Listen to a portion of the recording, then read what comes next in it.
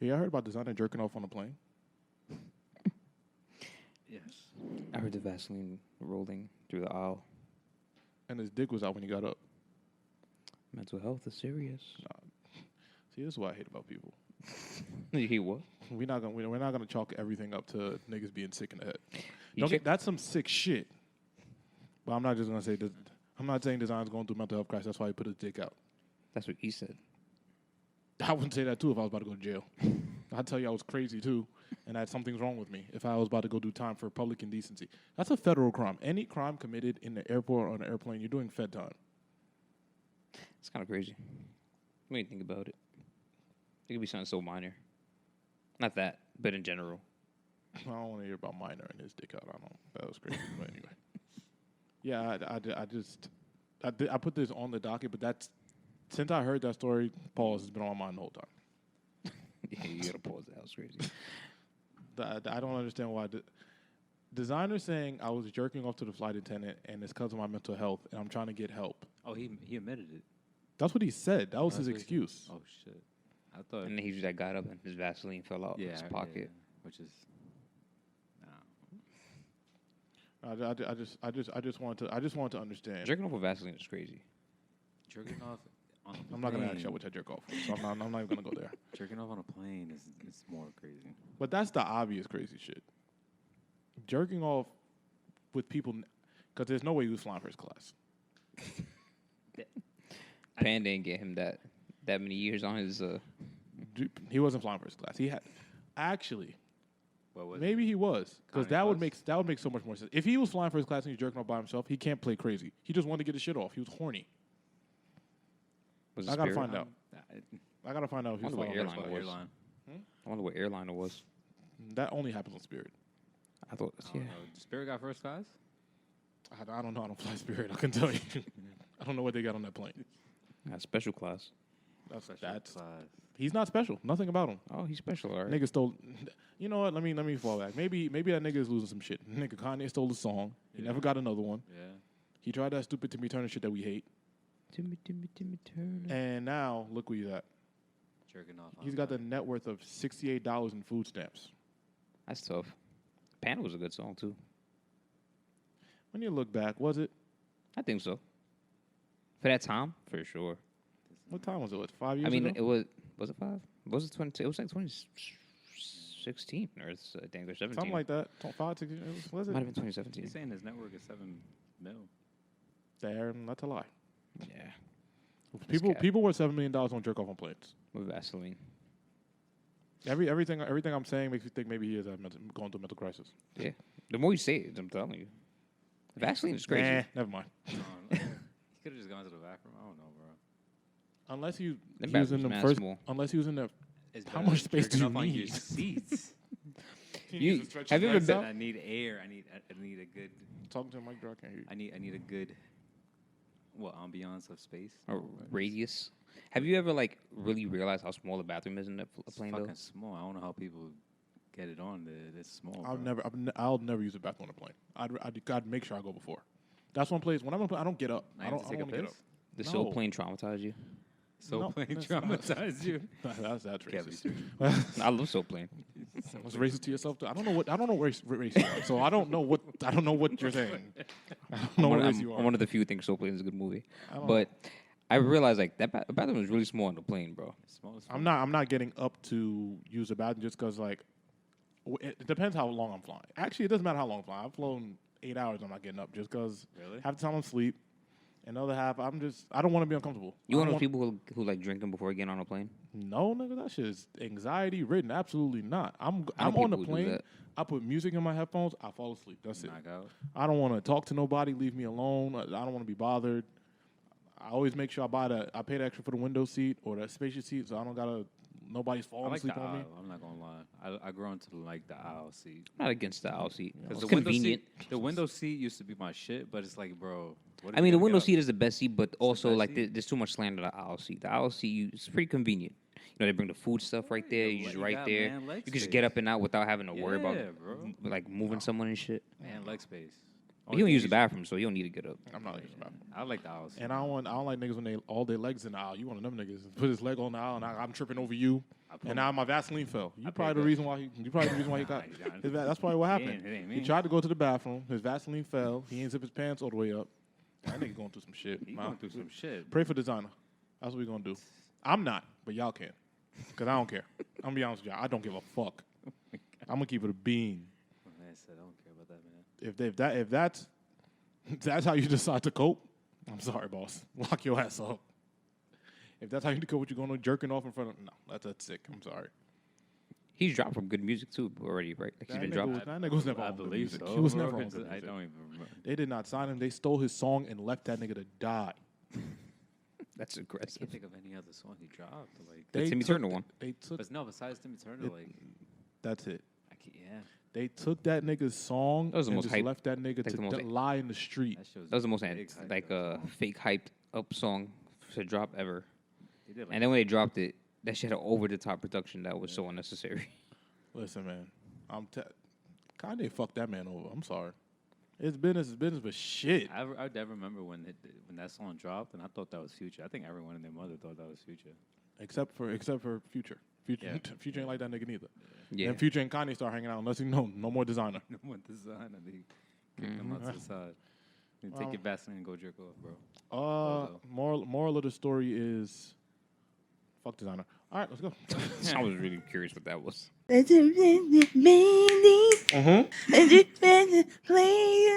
Oh, yeah. Welcome to episode 178 of the Imaginary Players Podcast. Me, the one with full culture, a.k.a. Big John from the East Side Boys. You're now listening to always been listening to the greatest show on earth. Thank you guys for liking, subscribing, listening, doing all the wonderful things you guys do every single week. I'm happy to be here. I'm having a wonderful, what's today? We're recording on a Wednesday. Shout out to us being on a Wednesday. It rained today. I don't know how these guys feel. Did it rain? No, it didn't rain. It rained. Up here? Up here, it rained. Oh, no, it didn't rain today. Where's that? But I like rain. Everyone was traveling. All right. It's cold, but everyone's still outside, you know? That's the only thing that's annoying me, the cold weather. It's just because, like, yo, bro, pick a fucking degree. It was nice today to me. It was like 65 degrees all day. And rained? Yeah. Ain't nothing worse than hot rain. I like the rain. Hot rain is trash. Hot rain? Hot rain is trash. Why are you laughing? You said it was hot and it rained. That sounds mad unpleasant. That's disgusting. I don't know. I didn't leave the house till it's time to go. I had things to do, so it didn't affect me. All right. Oh my God. Introductions, big man. To my left, the smoothest guy on the planet. One half of the sad boys. Derek's here. I'm actually feeling very good. This week is going by very fast. Thankfully, we're already here, halfway through. Looking forward to the weekend, even though I work on the weekends. But the week is going by, man.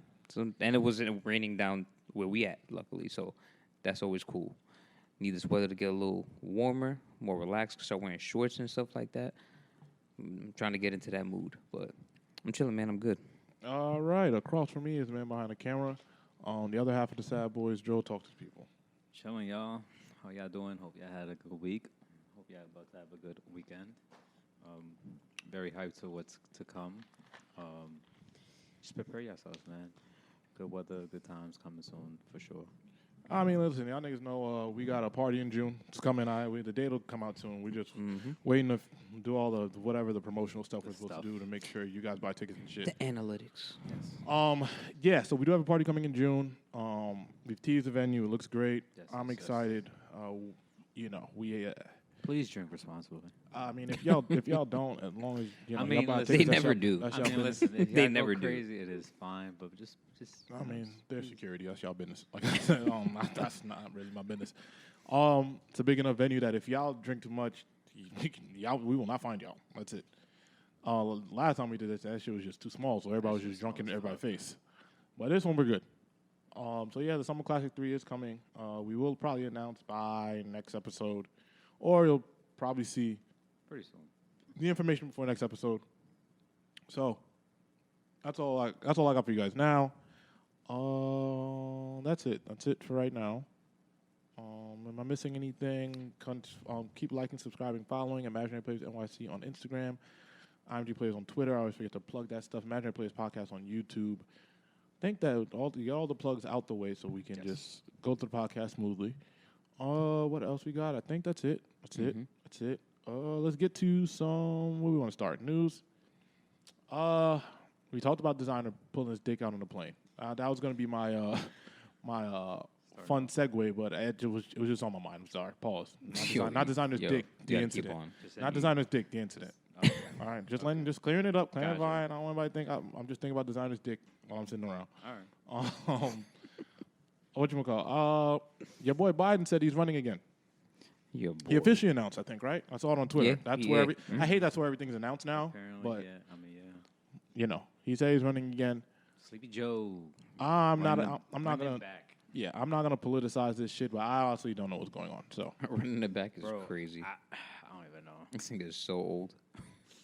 One of his doctors said he has to take, or no, one of the White House's doctors or his doctors said that he needs to take a mandatory cognitive test because of his old age, bro. Nigga, I need to do them shit, so I don't know how he's doing it. I'll be forgetting shit now, so I don't know how he's doing it. He busts his ass every other day getting on a plane. His knee, I don't know what his knee's made out of because, bro, he's always falling down. Aluminum foil. He's always falling down the fucking Air Force One stairs. Like, shit's crazy. Nah, that's really crazy that he's running again, but they ain't no candidates, really. I don't even... This is the first time where a year from an election, I have no idea who's actually going to run against 80, him. Bro, he's old as fuck. My man was born before World War II. They really need to be like some type of age deadline. Trump's in the middle of an indictment. Everyone in the parties are afraid of him running because they think he's gonna win. Who, Trump? Yeah, 100%. If he runs again, he's gonna win. 100%. Camilla's the only young one. 100%. Who? Camilla. She's 58. Bro, I have not seen Kamala in years. I haven't seen her since the election. I've not seen her since the election. I don't. She indictment with Mary Adams, bro. I'm pretty sure. That's crazy. I have not seen her. Mary Adams is crazy. I see that nigga more than I see both the president and vice president. To be honest with you, I see them both more. Be seeing that nigga with in a photo op, the 7 days and 7 nights water tag and shit. I just always see him with French Montana. I wish they would stop. Bro, nah. I wish they would stop hanging out. It's because his son was trying to be a rapper, so I think that's why he's trying to get like. Those are the stories they should hide on purpose. You know the stories that you bury, bro.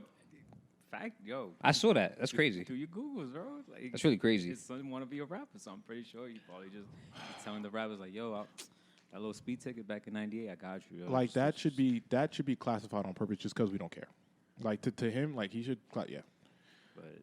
But yeah, I don't know who's the candidates, bro. And I honestly don't give a fuck at this point. Know, and we're in a downward spiral here. This shit is just it's the ghetto. I really don't even know when is the election. 2024. Next year? 6 months. Yeah. I thought it was this year. I was like, fuck, if it's this year, then I'm asked out. Next year. Oh, it's next year. All right. And we ain't been hearing shit about it. I told y'all, the infrastructure, I said it like a while ago. I remember saying on the pod, the infrastructure it's going to change in this country. We have a whole presidential term coming up of re-election or electing a new president, and there's like no word on it, which is crazy. Because usually at this point, they're already having campaigns. And all that shit, yeah. I have come to the conclusion that I'm still part of the little people. So the only way it's going to affect me is like groceries are getting higher. Yeah. Rent's more expensive, or mortgage, whatever. However rent and mortgage is more expensive. Cool. That just means I got to make more money. Yeah. The only problem is that I feel bad for people because there's just no jobs for people right now. People are really looking in the job market and trying to get a job. That's where it's really, really difficult. In terms of anything else, thank to God, I'm not. It doesn't really affect me that much. Mm-hmm. Like things are more expensive. Just gotta budget your money better, or make more money. But in terms of people like, all these, I guess we can translate like all these media layoffs that I see. It's scary. I think Complex laid off a bunch of people. Paper Mag just laid off a bunch of people. So if you have a job, man, hold on to that shit. You know what I mean? Be grateful. Save money. Listen. Because you don't know what's about around the corner. I mean, and I'm always cautious to tell people that shit too because like it's not easy. It's not even that it's not easy. There's no amount of money that can prepare you for losing your job for 10 months. Like you'll never have it. Not that you won't have a year of savings, but even if you do, you can't plan it out. And like, you can't. So you also can't function. What if you're a social person? What if you're because that goes into your life too. If I'm social and I like to be around people and I budget that into my life and I take that away and that can affect me in so many different ways. It's not as easy as just like save your bread because you're not. No one's prepared for a pandemic. Yeah. No one's prepared for the job. No one's prepared for the job market being as terrible as it is. What if you have a kid on the way? Like, there's nothing you can. There's nothing. It's on the infrastructure to help us help ourselves as opposed to just kind of giving, putting the onus on the people that aren't expecting the world to be shit when they sell us a dream of this amazing America and shit like that. You know what I mean? Mm-hmm. So many things can happen. What if, what if you plan to have a kid, but then you're having twins? Like, you just can't. That wasn't in the budget. That's crazy. You know what I'm saying? Like, things happen so surprisingly that you can't even like really plan for how shitty America is right now. Like, if you plan to buy a car and the interest rate spiked the way they did, it's oh shit. Well, maybe I can't buy that car. You know what I mean? As simple as I team today, I said, I got to get the 2 new tires tomorrow. Yeah, whatever. I got to figure it out, but that's just not in the plan. So it's just little things like it. Not to Debbie down this thing here, but all in all, I realized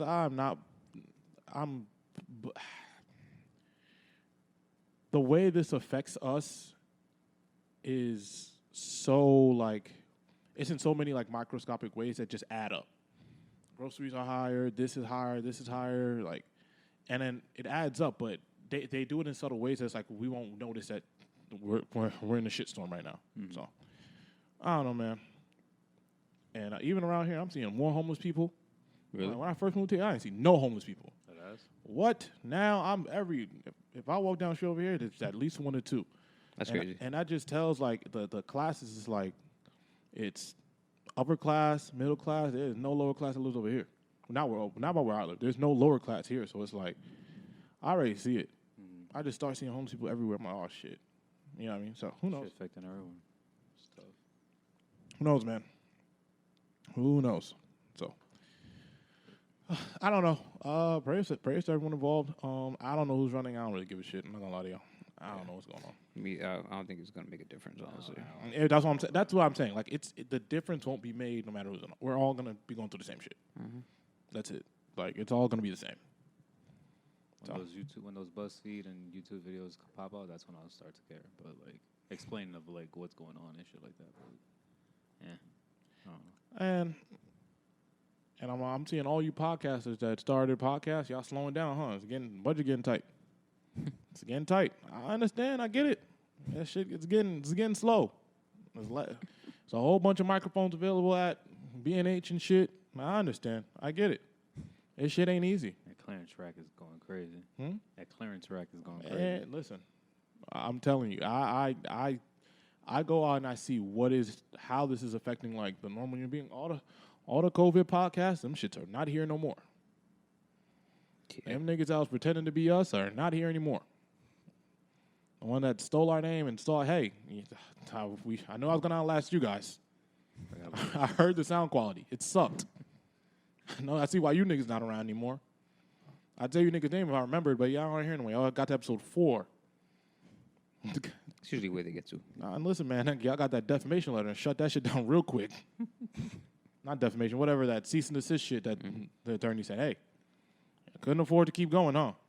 Anyway, I don't know why that bothers me today. I was thinking about that shit. I was like, because of the rain. I don't have those problems, guys. Y'all have these problems. The weather and the work problems. You said it rains here. I'm saying, why you got that on your mind? I got a balcony. The rain looks cool over here. The rain's cool over here. It's cool over here. Over there. I got nice air and shit. Y'all air, listen, y'all air different. We got smog. See, you said I didn't. Smog and vibes. You said I didn't. Smoke. So what happened with the Haitian unrest? What is this about? So I saw an article the other day. Well, it was yesterday actually. I was reading. And then it said that the Haitian citizens took matters into their own hands and burned gang members alive in the middle of the Capitol. Well, damn, that's aggressive. Well, so I guess I'll give y'all a peek into my life, so I'll do it anyway. So the last month I've been dealing with this specifically, right? Mm-hmm. So an uncle of mine, like my uncle, not my play uncle, my like younger brother's godfather, he was kidnapped last month in Haiti. He was going to, routine visit his family, whatever the case may be. They got his ass on a bus. They got him. They've held him for a month. And, naturally, I don't know nothing about international espionage. I'm not a CIA agent. So I was like, hey, bro, what the fuck? But, it affects your family in 10 different ways. And the only reason I'm even telling this story, not to Debbie down anybody, but it's just to bring awareness as to what's been going on in Haiti, as I'm Haitian. So they kidnap him. They call family in Haiti for ransom to, relay the message this way. Mm-hmm. Just to give you guys insight of how awful this is. The police can't do shit because there's not really a police presence there. There's no president right now. So it's pretty much just a country gone mad. A state of chaos? Yeah, it's just a state of chaos. Okay. Haiti's on the other side of the DR, right? Yeah. It's on the left. Yeah. So, kidnap them. They make their ransom demands. No one has that type of money here. Hey, whatever y'all ask for, I don't know what y'all think this is. Mm-hmm. I looked in there and said, hey, bro, listen, man. I got nothing for you. Mm-hmm. Not in that realm of cash. Eventually, long story short, the cost is almost put. I'd say the number. Why not? Just to give y'all an idea, about $50,000. Get him back. Cool.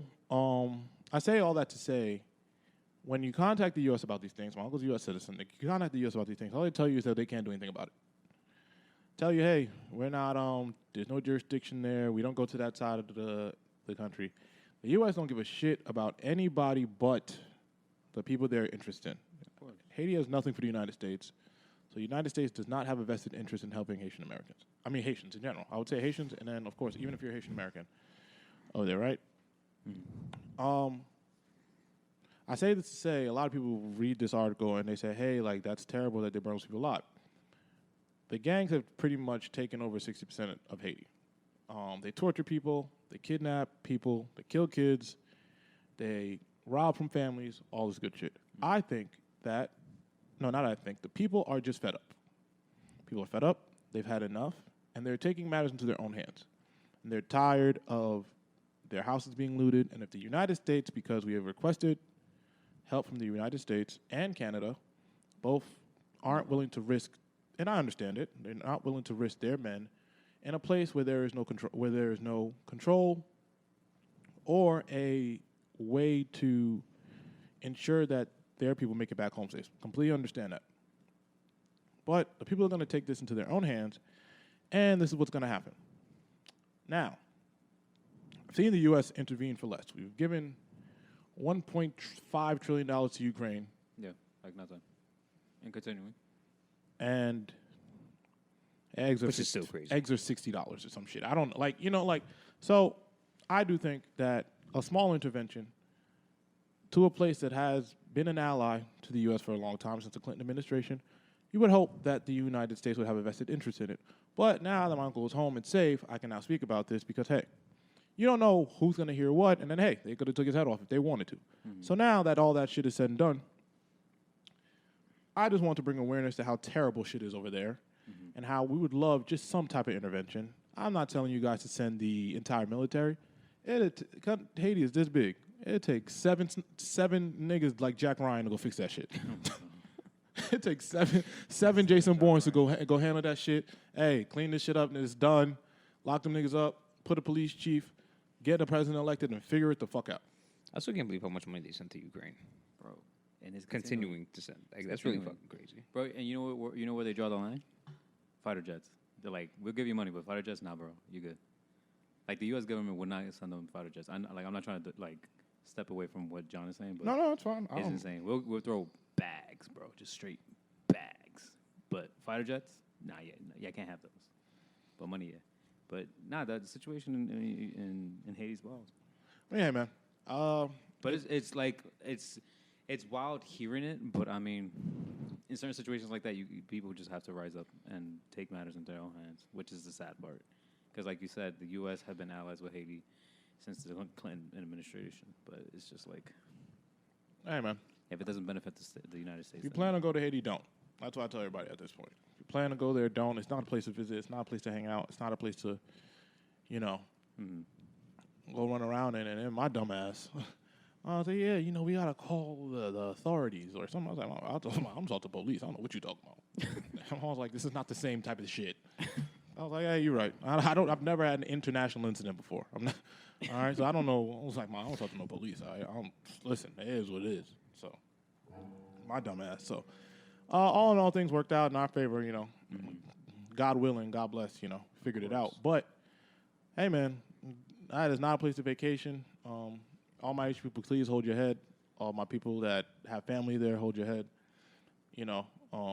We had to do some other things to make sure the rest of our family is safe that, we can't even, discuss because who knows if we can fix that for real. So, hey, man, I tell all my people, stay strong, stay the fuck out of there. It's not for us anymore. And nobody going to help us out, you know what I mean? All right, just like niggas ain't going to Ukraine, don't go to Haiti. It's a war. It's a civil war. So, don't go over there. That's it. I don't know anybody from Ukraine, do I? No, I don't. Anyway, all right. I was trying to think. I don't know nobody from there. Let's move on from here. I got some shout outs here. First and foremost, we're gonna switch a little bit of sports. I want to shout out Russell Westbrook. For what? I'll tell you right now, because he's not in the league anymore. One, but I'm a big fan of Russell Westbrook. I just think it didn't fit or it didn't work. I think he was the problem, and he's still the problem. Oh, that's not fair. I think that he's actually doing really well for the Clippers. I mean, he's doing good the Clippers are gone, so he's doing good now. No one's doing well for anybody. He was more helpful to the Clippers than he was the Lakers. Yeah, I think it was just a bad fit, and I want to shout him out for through all of this. He was relatively mature. And it ain't his fault the Clippers is gone. No. Booker got them in hell. No. I'm saying he's been mature through all the slander and all the other shit and how he's handled himself. Because in reality, in LA, me being a Laker fan, it wasn't his fault. It just didn't work. And no matter what we did, it didn't work. There's nothing we could have did to make it work. It just wasn't the right fit. Mm-hmm. And when he went to the Clippers, I wouldn't say it worked because, it's not his fault they lost, but I wouldn't say it worked. It just looked better. And Tyronn Lue's a really good coach. That's something. Ty Lue's a really good coach. So I want to shout out Russell, man. That he handled himself with class, though I don't know how I'll be able to handle the media kicking my head in when it's actually not all my fault. Darvin Ham also he just had started his coaching process, so you didn't know what he was doing in terms of being a head coach yet, I think. And he still has rotation issues to this very moment. So I want to shout out Russ, man. Westbrook has been on the receiving end of slack for the last couple of years, though. Yeah, and I don't necessarily know why. No, I do. I think Russ's game he's not adapting as well as older players usually do. They usually, when they get his age, they adjust to a jump shot. Mm-hmm. He's not adjusting the same way, but the thing is, he plays so hard that I'll take that. He missed shots just like everybody else. Like he said he turned the ball over just like everybody else. He does it sometimes in critical moments, but I think he's handled himself with a bunch of grace. I just want to shout him out, man, as the Clippers make their ungraceful exit. And also, before I move on, Booker got them in hell, man. He did. Also, hey, man, I want your NBA players to stop bullying Stephen A. Smith. You niggas go on First take all your basketball knowledge, and make that man look stupid. I'm so sick of J.J. Redick. I was about to say, BJ Redick. Yo, I'm so sick of J.J. Redick kicking Stephen A. Smith ass. We making valid points. I don't care. I don't like that. I don't know. I don't like that shit. Let Stephen A. Smith stay his stupid shit because we're gonna get on him anyway. Because we know J.J. Redick makes it seem like we don't know it's stupid. That's the point of the show. For him to say stupid shit and for us to comment. And then he comes and says all this terrible shit. Then the rest of the basketball players that are media now go and say, well, some analysts are. What Richard Jefferson say? You should never have the right to tell him. Okay, so what? He told Kawhi he should retire. All right? We knew it was stupid. The internet said it was stupid the minute he said it. I don't like it. They be bullying Stephen A. Smith, man. And Stephen A. Smith be getting mad tight. His tie gets tight. I don't like it. J.J. Redick told that nigga today, man, you could tell you never competed physically at a high level of basketball. Yeah, don't talk to my nigga like that. Don't talk to my nigga Stephen A. Smith like that, bro. This just in. What? The Knicks made it to the next round. Oh, we could say that, but they was killing it, man. Mm-hmm. Fuck Cleveland. No one goes to Cleveland anyway. I mean, who goes to Ohio anyway? Yeah, that's true. And nobody wants to see Ohio in the second round. Maybe Mitch will come to the Knicks after. That nigga is locked. Did he sign an extension or he just? I don't know. I don't even But yeah. Shout out to the Knicks, man. Shout out to the Knicks. That is as much as I'm not a Knicks fan, but it's good when New York is playing good basketball. I'm a New York fan. You know, I'm not a Knicks fan. I'm not. The energy's always good when they win, regardless. If you're a Knicks fan or not, they always have the city. Yeah, turned exactly. Up. Yeah, the city's always turned up, and that's always a great they time. Actually turned up today or this weekend. Yeah, this is what their first series win in what 10 years. In 10 years. First series win in 10 years. They've passed the first round for the third time this century. Yeah, that's fucking crazy. Listen, man, the city is good when the Knicks when Brooklyn wins. I don't give a fuck, but they don't do that either. So they don't. Yeah. Yeah, Brooklyn wins. I don't give a shit. And in hindsight, the Knicks no Kyrie, no KD, all that shit in hindsight is genius. Yeah. Not dealing with any of that bullshit that the Nets had to go through. Just a whole bunch of young blood. So, and shout out to Jalen Brunson, man. That man has had Donovan Mitchell in hell. Yeah. He had that nigga in hell for a week and a half. That nigga Donovan Mitchell can't wait to go home. That nigga cannot wait. That nigga Jalen Brunson busting his ass for 10 straight days or whatever. Nah, he been balling. You said that nigga in hell. I think my Lakers losing right now, but hey, Ja, they're gonna plant someone on your stupid ass when you come to LA. I'll tell you. You're gonna go to the locker room. There's gonna be a gun in there. LA don't play. All right, better not win another game. You ain't going to LA. Ja Wick. Yeah. And Jimmy Butler. My man Jimmy Butler had 56? He had 56. That's insane, bro. He's been wild. You know, if Miami beats Milwaukee, that's crazy. I would love that. I'd love it. I'm fucking tired of Giannis. That's a curveball. Sorry. New York and Miami in a series would be unbelievable. That's a curveball. I'm tired if they beat the Bucks. Giannis and everyone else on that team. Bro. I just don't like when Milwaukee wins. I love Giannis. Milwaukee and Cleveland would have been disgusting. I'm tired, bro. No one wants to go there. That don't sound fun. That don't sound fun. The reporters hate going there. They're like, oh yeah, I guess this game's gonna be good. We don't give a shit if they no. But I'm all room for Miami, man. I would hope that the Bucks don't pull a miracle out their ass, but Jimmy Butler doing that was I didn't see that coming. Off, bro. I saw the highlights of that game because I didn't see the whole game, but that shit. Wow. Playoff Jimmy, he's wild. Shout out to Jimmy Butler. When's that game? When's that game tomorrow? That game's on Thursday. Yeah, I might go somewhere, sit down and watch that. Yeah, I might go sit down somewhere and see that. Nah, some players have been wilding. Devin Booker been wilding too. Yeah, but fuck Phoenix. I don't care. It's crazy. Fuck Phoenix. That's crazy. Who's on Phoenix? Fuck Phoenix. Fuck Chris Paul. You said who's on Phoenix? Yeah. KD's, Chris Paul. Oh, a bunch of niggas I don't like. That's what I want you to say. A bunch of niggas I don't like. I don't know. I was rooting for the Clippers the whole, and I'm not. I'm the last person rooting for the Clippers. Trae Young was wilding the other night too, bro. Yeah, against the Celtics. Yeah, how much was it? Can't hear you. How much? I think it was 38. Was it? I think was it 38? I don't know. He was. I know the last shot he hit that shit almost from the logo. Yeah. Bro, it was like I mean, Trae Young, Jason Tatum. Who else? Them niggas just look like B5. It's like the battle of light skin brothers. I will never forget when someone said Trae Young looked like someone dropped a lollipop and had hair on it. I mean, he does. That was the craziest shit I've ever seen, and that's really how he looks. Like if someone had a lollipop and dropped in, there's some hair on it. That's how he looks. Yo, I'm sorry to run back. Why was designer beating off in the middle aisle? Bro, you gotta chill. You really curious about that? Yes, 100%. I need to hear the story. I need to hear the deposition. Anyway, I'm sorry. He really shot from the logo. That's crazy. 38 points and 13 assists. Boston let Atlanta tie this series up. And LeBron was wilding the other night too. He had 20 rebounds, wasn't it? I low-key don't want Boston to lose. I mean, I fucking hate Boston as a state. But like, it's just so funny. All the teams everyone assumed were going to win because they all season they were never. I've been saying fuck Memphis. Nope, fuck Memphis. No, but everyone's saying that like the Celtics were going to come out strong and because they were a dominant team throughout the season. People were saying that the Knicks were going to lose. The teams that everyone thought were going to win are actually fighting for their life. This is the wildest playoffs we've had. Yeah, like they're fighting for their life. Yeah. It's interesting, right? Fuck Memphis, fuck John Morant, fuck Dylan Brooks, fuck Jaren Jackson Jr., fuck Zach Randolph, fuck Yo Gotti, who's there? I don't care. Fuck Memphis. I don't care. We down right now. Black boy JB. He's from Memphis. Fuck him too. I don't care. I don't give a fuck. Yeah, we lost this game, but it's all right. We'll see y'all niggas in LA. That's cool. See y'all niggas in LA. We'll see how niggas at home. You know, Lakers like to be dramatic. Yeah, even the Warriors is fighting for their life. Yeah, All the teams that was just shitty fighting for their life or fighting for their life. The Warriors are in hell. I thought they were. Don't let that series fool you. They're in hell right now. I can't believe the Kings is really wilding like that bro, against them. De'Aaron Fox has them in hell. Doing it, shit. So I don't know, bro. But yeah.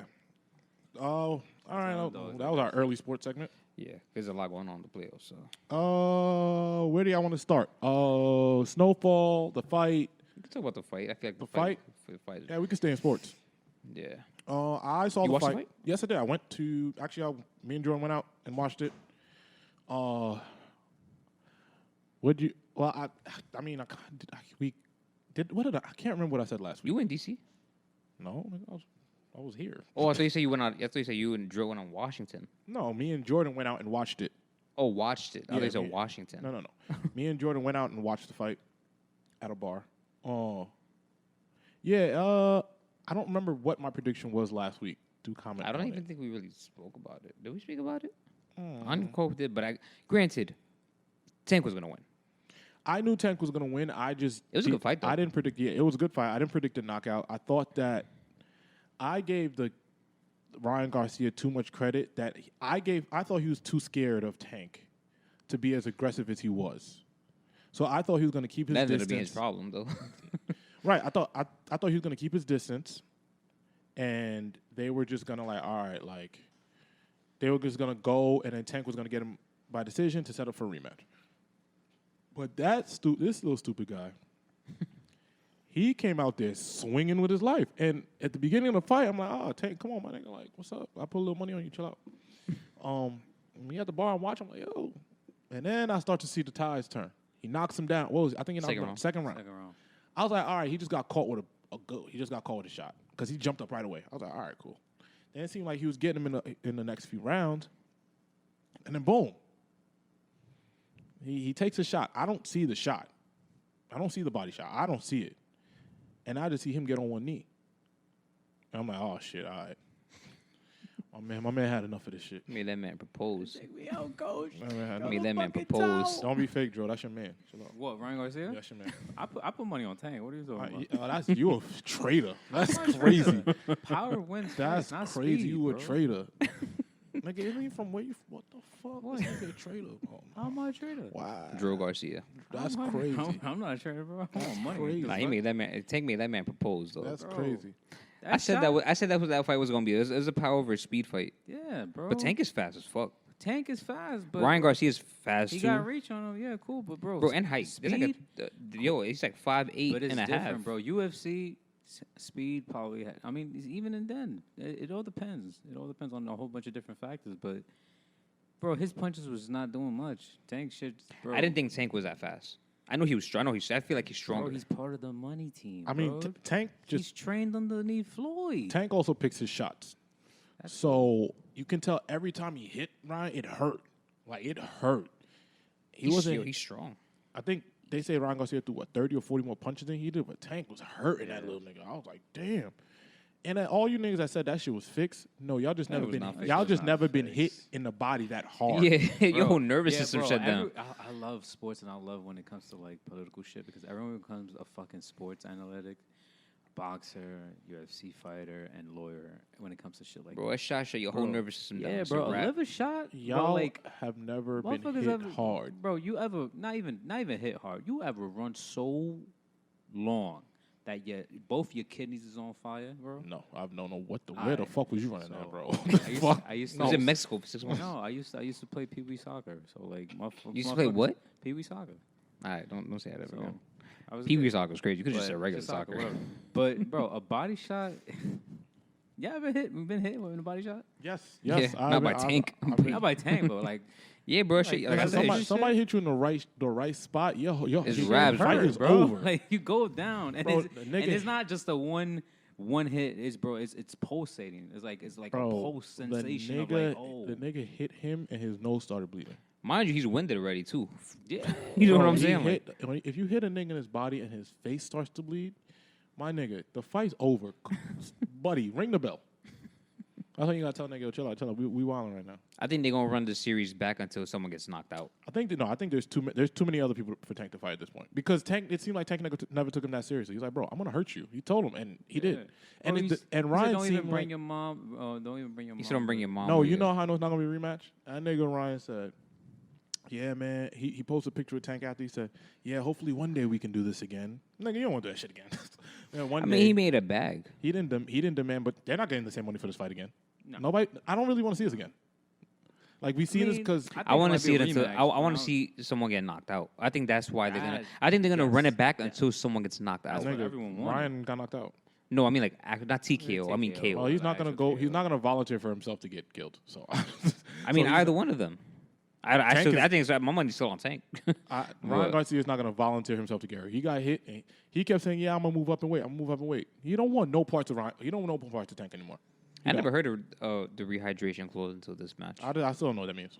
So I'm not. I was gonna pretend I knew. I don't know what it means. Bro, you got hit. I have no idea what that means. That man. It has something to do with like you can't drink. I think you can't like drink water at a certain time or something because it changes like your weight with your blood and some shit like that, like your energy, like some crazy shit. I'd never heard of it until this. Whatever that shit was, I had nothing to do with his ass drop. I don't know. That shit was pure power. My man took that hit and that shit went. Like, bro, like my man was done. So, bro, like that's. Listen, my nigga. Woo! Where the janitor at, bro? Start sweeping, bro. Like. Yo, the Windows PC shutdown is crazy. Bro, that nigga whole face, you could just tell he's like, yeah, there's no way I'm getting up. Bro, he took that hit and you just like, it's a sudden, like a 1 second, and then like, he went down. He's like, oh. Yeah, his brain reacted to it. Like, oh, shit. Like, yeah, bro. He got hit. He was like, yo, who is this nigga for real? Like, this nigga serious? What the fuck? Like, this is what I've been training for. I really wanted Tank to do a backflip off the top rope. He be doing that shit. That shit is crazy. Bro, that nigga Tank knew that shit. That nigga knew it was easy work. He called it too. He said it himself, seventh round. Yeah, that's crazy. He knew it. Called that shit. Tank is a problem, bro. But he had no business being in the ring with him. No business. Like, it was just talking shit. It's popularity. Yeah, popularity. Yeah, I mean, that's all it was. I like that. Yeah. They gave us a fight we wanted because in boxing you rarely get that until really late in their careers. I like that, and I hope it continues because there's a lot of dudes that Tank could fight that are way better than Garcia. I'm just glad it was a good fight because some fights really fucking suck. That was a good fight though. That was a good fight. It was a good fight. It was like each round was a good fight. Yeah, it was a good fight. Went the distance, bro. That shit would have been. I don't know if it would have been like that popping. Truthfully, I was surprised it made it to the 7th. I think what I said originally was it was going to end like second or third round. I thought, but I'm surprised it even made it to the 7th round. I low-key wanted a knockout because I feel like that's money's worth, but not too. So he really smoked him in the second round, punched him in his grill, and he just dropped. I was like, oh yeah. Once I see him drop the first time, I said, oh, he's in for a long night. He's in for a long night because Tank didn't even mean to do that. I was surprised at how fast he got up. Because Tank didn't do that by like on purpose. He's like, oh shit, got this nigga bow. Type shit. Like he wasn't even, and then he got up. He's like, all right, I'm gonna just wait it out and then really take his ass out. Good rematch though. I can't front if they do it. It'd be good. I want to. There's so many. There's mad people for him to fight. There's Devin Haney. There's Shakir Stevens. Those are gonna be like fights of the century. I don't need to see him do this again. I don't need to see him and this guy again. The guy didn't impress me enough for me to want to see it again. I'm good. Shout out Tank though. No, shout out Tank, of course. Yeah. But yeah, I made a little bit of money on that fight, so we good. I was good. I was happy. I want to talk about the Snowfall finale. Yeah, did you guys see it? Of course I saw it. You saw it? Mm-hmm. I saw everything but the last episode because Twitter loves to spoil everything. Oh, so you didn't watch the finale? I already know what the fuck happens. I mean, yes, and it's like 10 days later, boss. Sorry, we're late to review this. Yeah. So, you guys tell me what y'all think. That shit broke my heart, bro. It was good. That shit broke my heart. It was actually good. I can't front, and I know a lot of people. You were happy with that ending? Yeah, because there's just so many. Like I saw it. You happy because it's realistic? I saw it. No. That's the one part that everyone hates. No, I'm talking about you specifically. What? You liked it, right? I enjoyed it because it's the truth. Well, what do you know happened since you didn't watch it? Because I don't know if you know I everything. Watched it. I mean, Twitter just. No, but I'm like a lot happened in the episode though. I don't know if you. I mean everything, but towards the end, I know what happens. Oh, so pretty much. Basically, all in all, he really wanted that money back. He was going through it, trying to go through every avenue to get that money back. Yes. He tried to. Well, let's not skip through everything, right? No, I was gonna go through everything. Okay, got it. Yeah. So basically, he was trying to. His girl Veronique to get him to sell some type of piece of the property that they had still to make some type of money back, but she did it without letting him know, and he was not with it, so he told that dude to like fuck off basically, and then he told Veronique that he is gonna sell some other properties that they had, and she was like, "You just fucked us," and then he was like, "Even if I do fuck us, I built this shit, so if I want to burn this shit down, I'm gonna burn it down." And then he was like, "Don't ever go behind my back again," and put his hands on her neck and shit like that. So then she took whatever remaining money they had in their joint bank account, which was like $800,000, and I think she left like $100,000 for him. She took like $800,000. She left. With the baby, I'm assuming. Yep. Frank can give a fuck about that baby. I'm telling you right now. He wanted that money, bro. He ain't give a shit about that kid. He went to Leon, asked Leon to hit him off again, even though Leon already hit him off for $500,000. Yeah. He didn't even ask really. He just assumed he was gonna get Leon's money because he asked Leon. Yeah. He was like, "Yo, how much you got?" Leon was like, "I got $3 million in the bank." And then he was like, "I bet this we about to do. You gonna give me that $3 million? I'm investing this property. 5 years later, you buy it back, refinance. He basically assumed that was gonna happen. And Leon was just like, "Why do you think your mom did what she did?" Exactly. And then he was like, "I'm not going to disrespect your moms after what she did and give you this money." And he was like, "You either going to give it to me, I'm going to take it from you." But then Leon's niggas was in the trap with him, and they all was like behind Franklin. Right. And Franklin was like, this is how you want this to end? And he was like, and Leon was like, "Nah." But, Franklin just broke out. And because money hungry, he wanted his bread back. I understand. Trying to build this shit back. What started the spiral, I think, was drinking. Yeah. Because what happened was when after that shit happened with Sissy and shooting Teddy, and he ran to the bar after that, the bartender dude offered him a free shot because he looked like he was going through it, and then he chose to take it. Yes. And that's the first time in the whole series Franklin drinks. And I think that's just what starts the downward spiral with everything. Yeah, he becomes his father. So Veronique leaves, loses Leon's friendship basically. What else happens? Oh, so then he loses the house basically. Like it flash forwards like a year later, something like that. He's losing the house and shit like that. He has someone looking for Veronique. They don't find her, but they find Peaches. So he finds out where Peaches is at. Peaches ended up not being far from the city where they was at anyway with all that money. That nigga looked for that nigga for 3 seasons and found him on the last episode with $12,000. He had $12,000 in the safe. Mind you, he stole millions of dollars. All he had was $12,000. He shot Peaches because Peaches tried shooting him. He stole $5 million and then ended up with $12,000 later. You know how much like shit you had, like drugs you had to spend, because he was using them on himself. Because when you see him, his arms all fucked up from needles. Like it's crazy. So he killed Peaches, got the safe broken into, because he called the locksmith or whatever. Had to kill the locksmith dude because there was a fiend in the spot that he didn't know about. And asked what the fuck was Peaches. Yeah. He had to kill the fiend too. So he said, he was just killing everybody. He was just killing everybody. Yeah, he didn't actually. He could have just moved Peaches. Yeah. He could have moved Peaches and just let the nigga. But I guess that's part of the way they tried to play it of him going insane. And obviously the last scene is a flash forward, I think, of 3 years where Franklin is now an alcoholic. Yeah. Drunk, in his mom's crib that's being foreclosed, that has mad letters on it and shit like that. And then obviously the heart-wrenching part was that amazing last scene where Franklin, he goes, "I'm free now. There's no chains on me. I did it my way." Yeah. So that music choice is amazing. Everything about this that shit broke my heart. Yeah, the actual episode was so good. Yeah. Dude, did I like how it ended? I'm still mixed about it. It is one of the best acting performances I've ever seen in my entire life. Like, damn Idris, if there is an Emmy, Oscar for whatever, he needs an award for whatever. That was one of the most amazing. First of all, now that the season's over, that is one of the most amazing seasons in TV I've ever seen. I've never seen it is one of the top maybe 6 or 7 shows ever. With that season, because we had last season which we critiqued so much, and I'm like, okay, I don't know how Snowfall's going to do. How Snowfall's going to pull this off. Every week, we're like, okay, another great episode. Now you have 10 straight, and then for you to end that way, it was phenomenal writing, phenomenal acting. It was super realistic.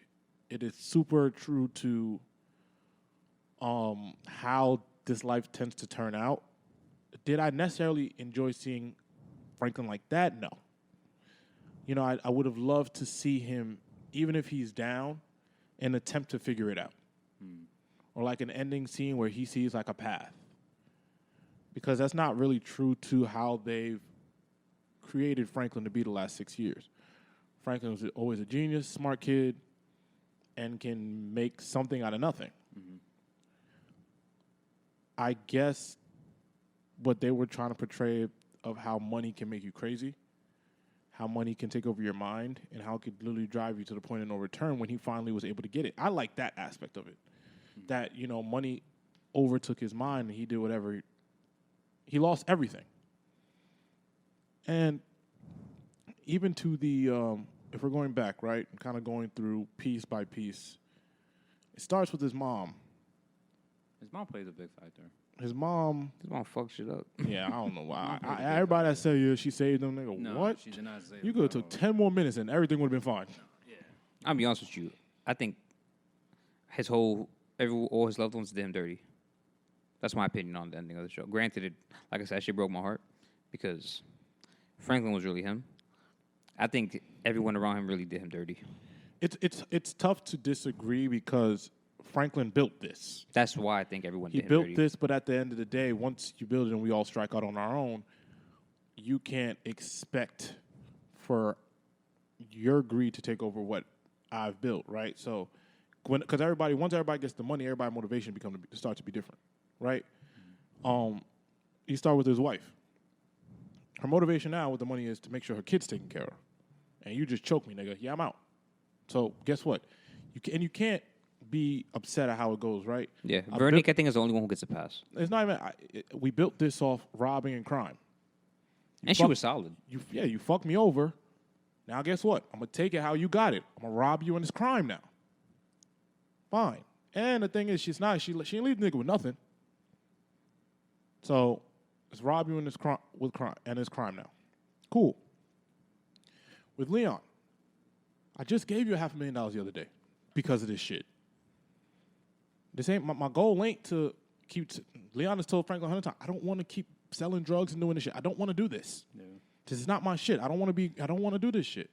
His $500,000 that what he gave him went to Oso though, right? That's what that was for. Whatever you did with it. No, I'm saying I think that was for Oso. Whatever you did with it, you just asked me for $500,000. I don't give you lost that. You told me to give you $500,000 so you could get your $72 million. It's not like Franklin told Leon, we about to get this money back. I need a favor. Here's $500,000.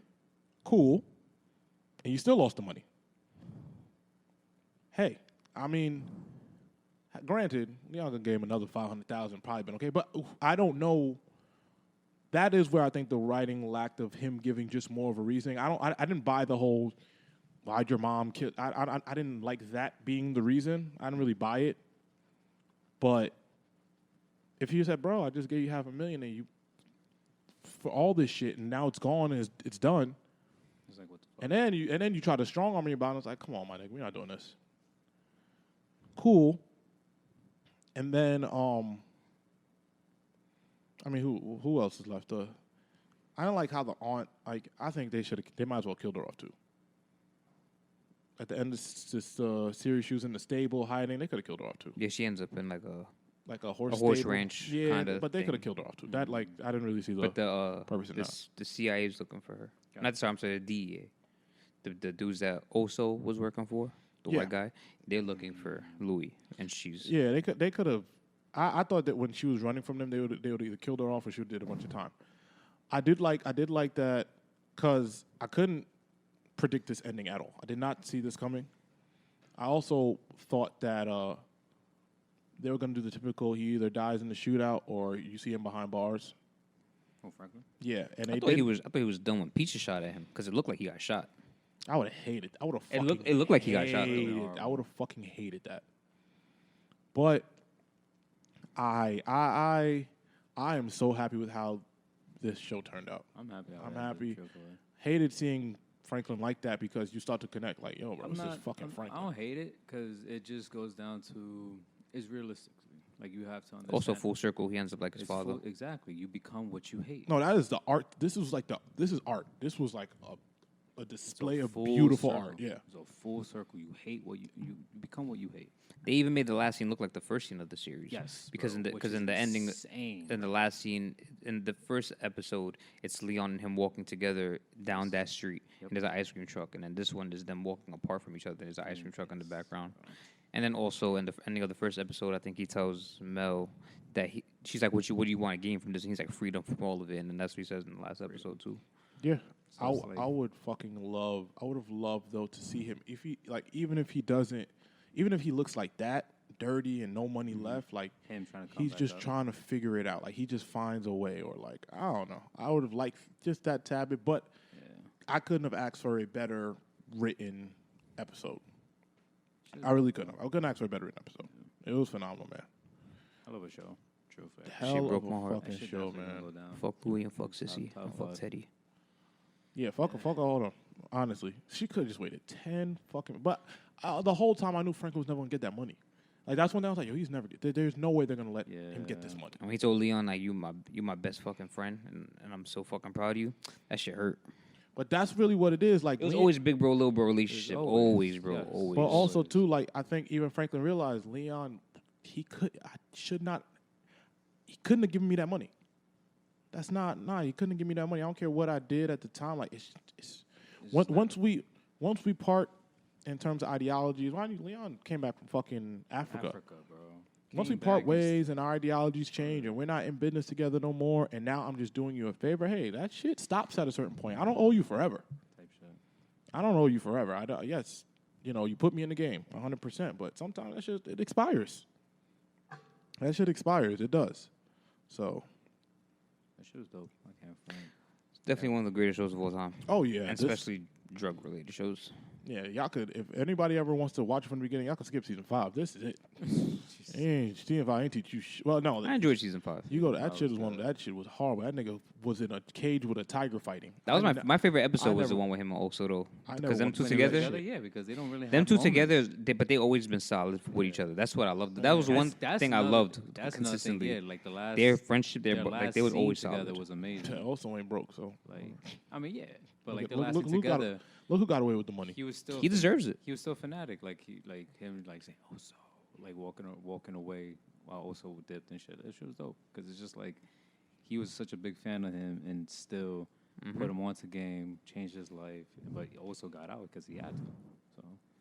So it's just it's a full circle. A lot of people didn't like it. I understand their viewpoints, but it's like a lot of people would emotionally didn't like it. Yeah, I don't think that they didn't like it. It was just heartbreaking. It was just hard. Yeah, because they didn't want to. They wanted homie to be up. They wanted. Because I did not like it. It just breaks my heart to see Franklin like that, and see how everyone did him foul, like around him. In my opinion, most factors in that game, bro. There's never a really happy ending. But I don't think the only person I say that probably didn't foul was his mom. Everybody else, they had every reason to. Louis, bro. But they were already beefing, so I don't really count that. But that shit could have stopped. Yeah, I still count that as foul because she went behind. That's what I'm saying. Yeah, that's why. But at that point, I'm talking about this season. They're already enemies, so your enemy can't do your foul. Oh no, I mean in totality. Yeah, I mean, your enemy does it, but that's also unfortunately that's the game. It was shown like this whole season ago, like or a couple. A whole season ago, like her greed. That was last season. Yeah, but she ended up broken in a horse stable too. So I mean, they both ended up in the same place, and it was both over encouraged by greed. And it's funny because the club owner from the first season said that about Louis too. Yes, the shorty. Mm-hmm. Yeah, agreed. Before she fucking. Yeah. She gumbutt her when she first seen her. Yep. So it's crazy. A lot of shit going full circle. A lot of foreshadowing. The scene where Franklin is on drugs at the wedding or whatever the fuck. Mm-hmm. Yeah. When he's like talking to himself and shit like that. There's a lot of back and forth foreshadowing and shit like that. That has to do with this season. A lot of people don't pick up on it, but it's dope. I can't front. I gotta actually watch the episode. I just know the ending, but fucking Twitter, bro. Jesus Christ, bro. Yeah, you gotta stay off of that. But it's amazing. Great series though.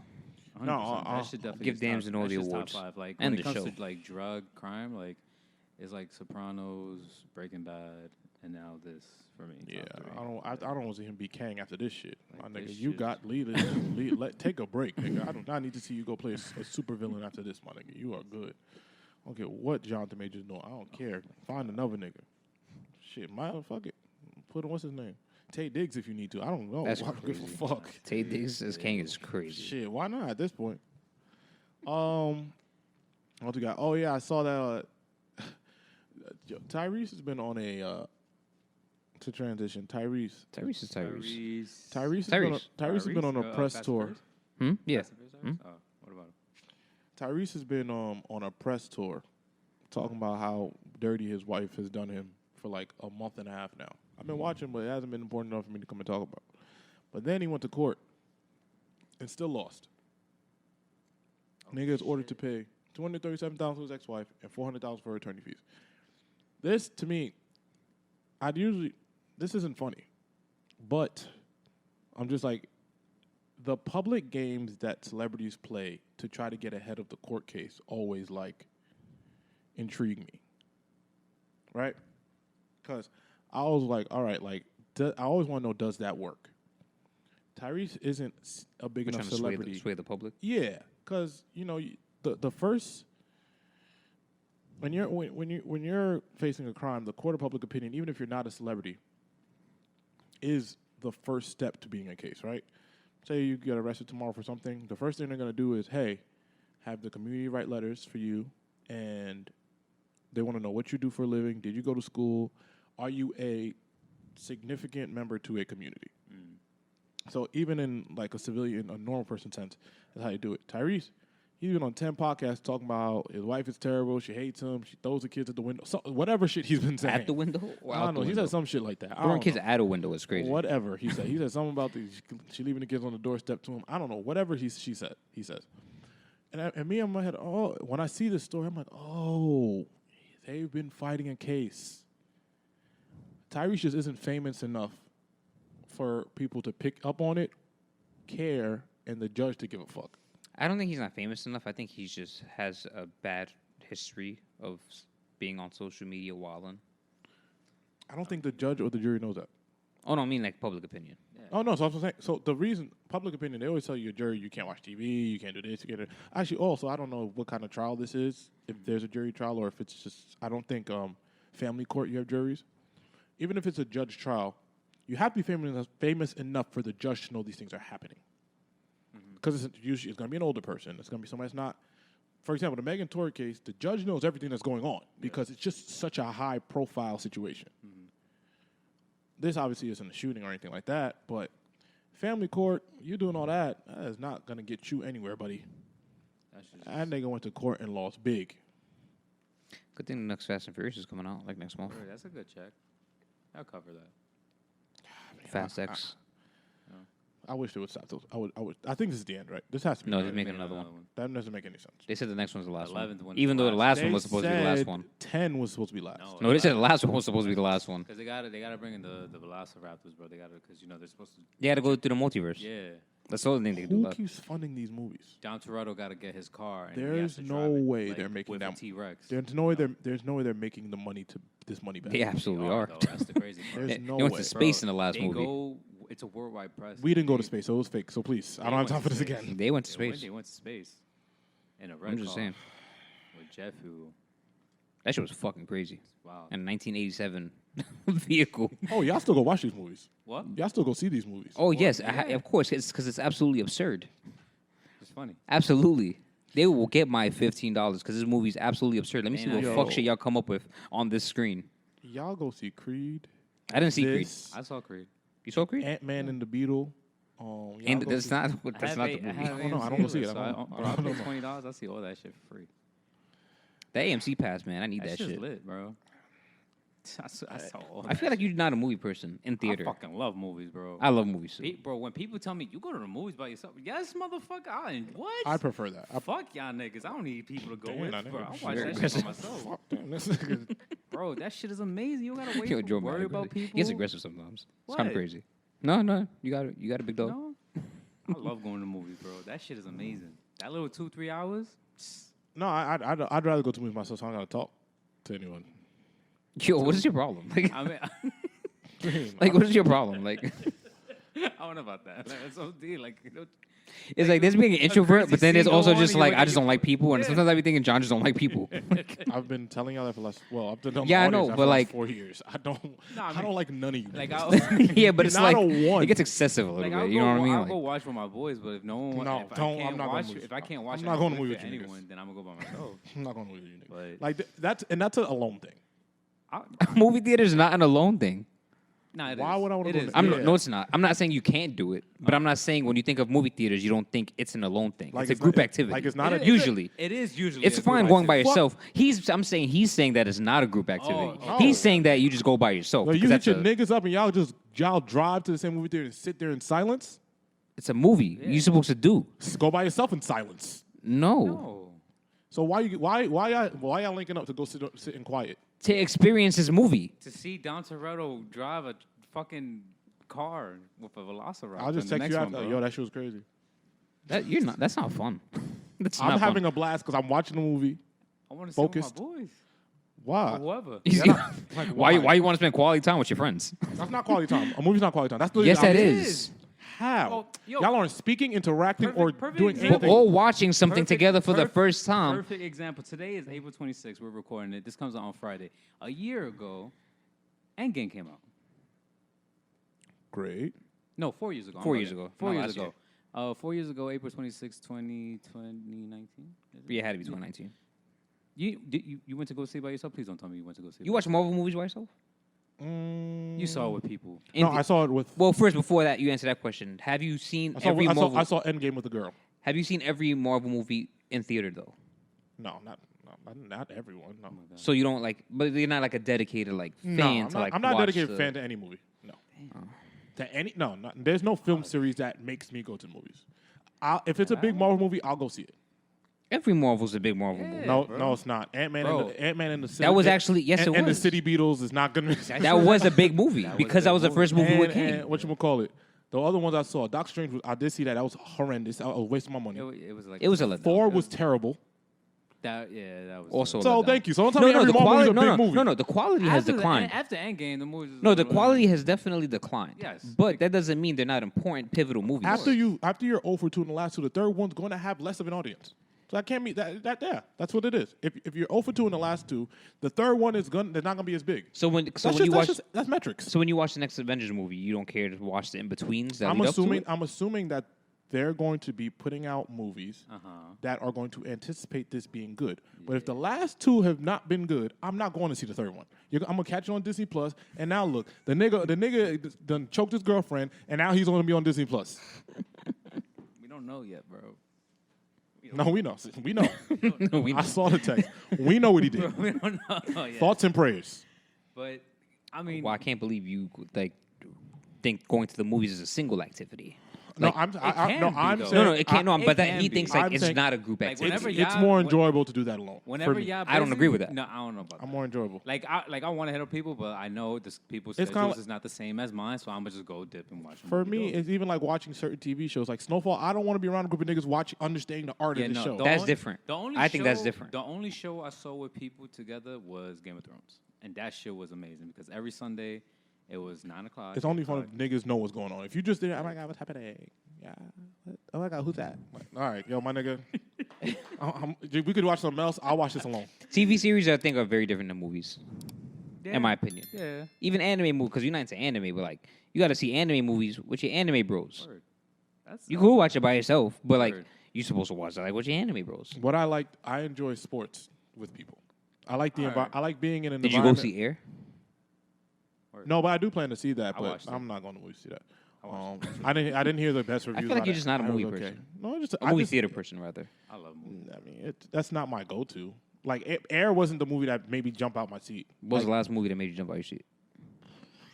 maybe the Endgame movie. That's crazy. That was pretty 4 good. years ago. Years ago. And that was the last time you felt the need to like go to the movies. And Marvel ain't put a good one out damn near since.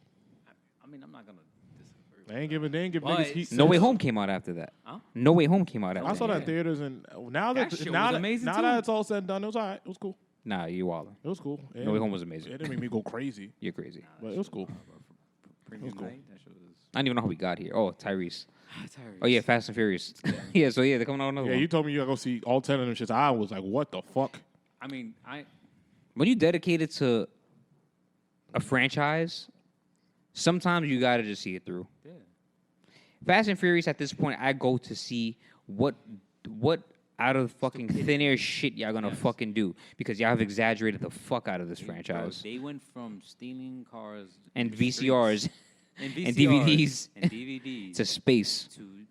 Space. Vin Diesel became Superman. Homie took down a whole parking garage.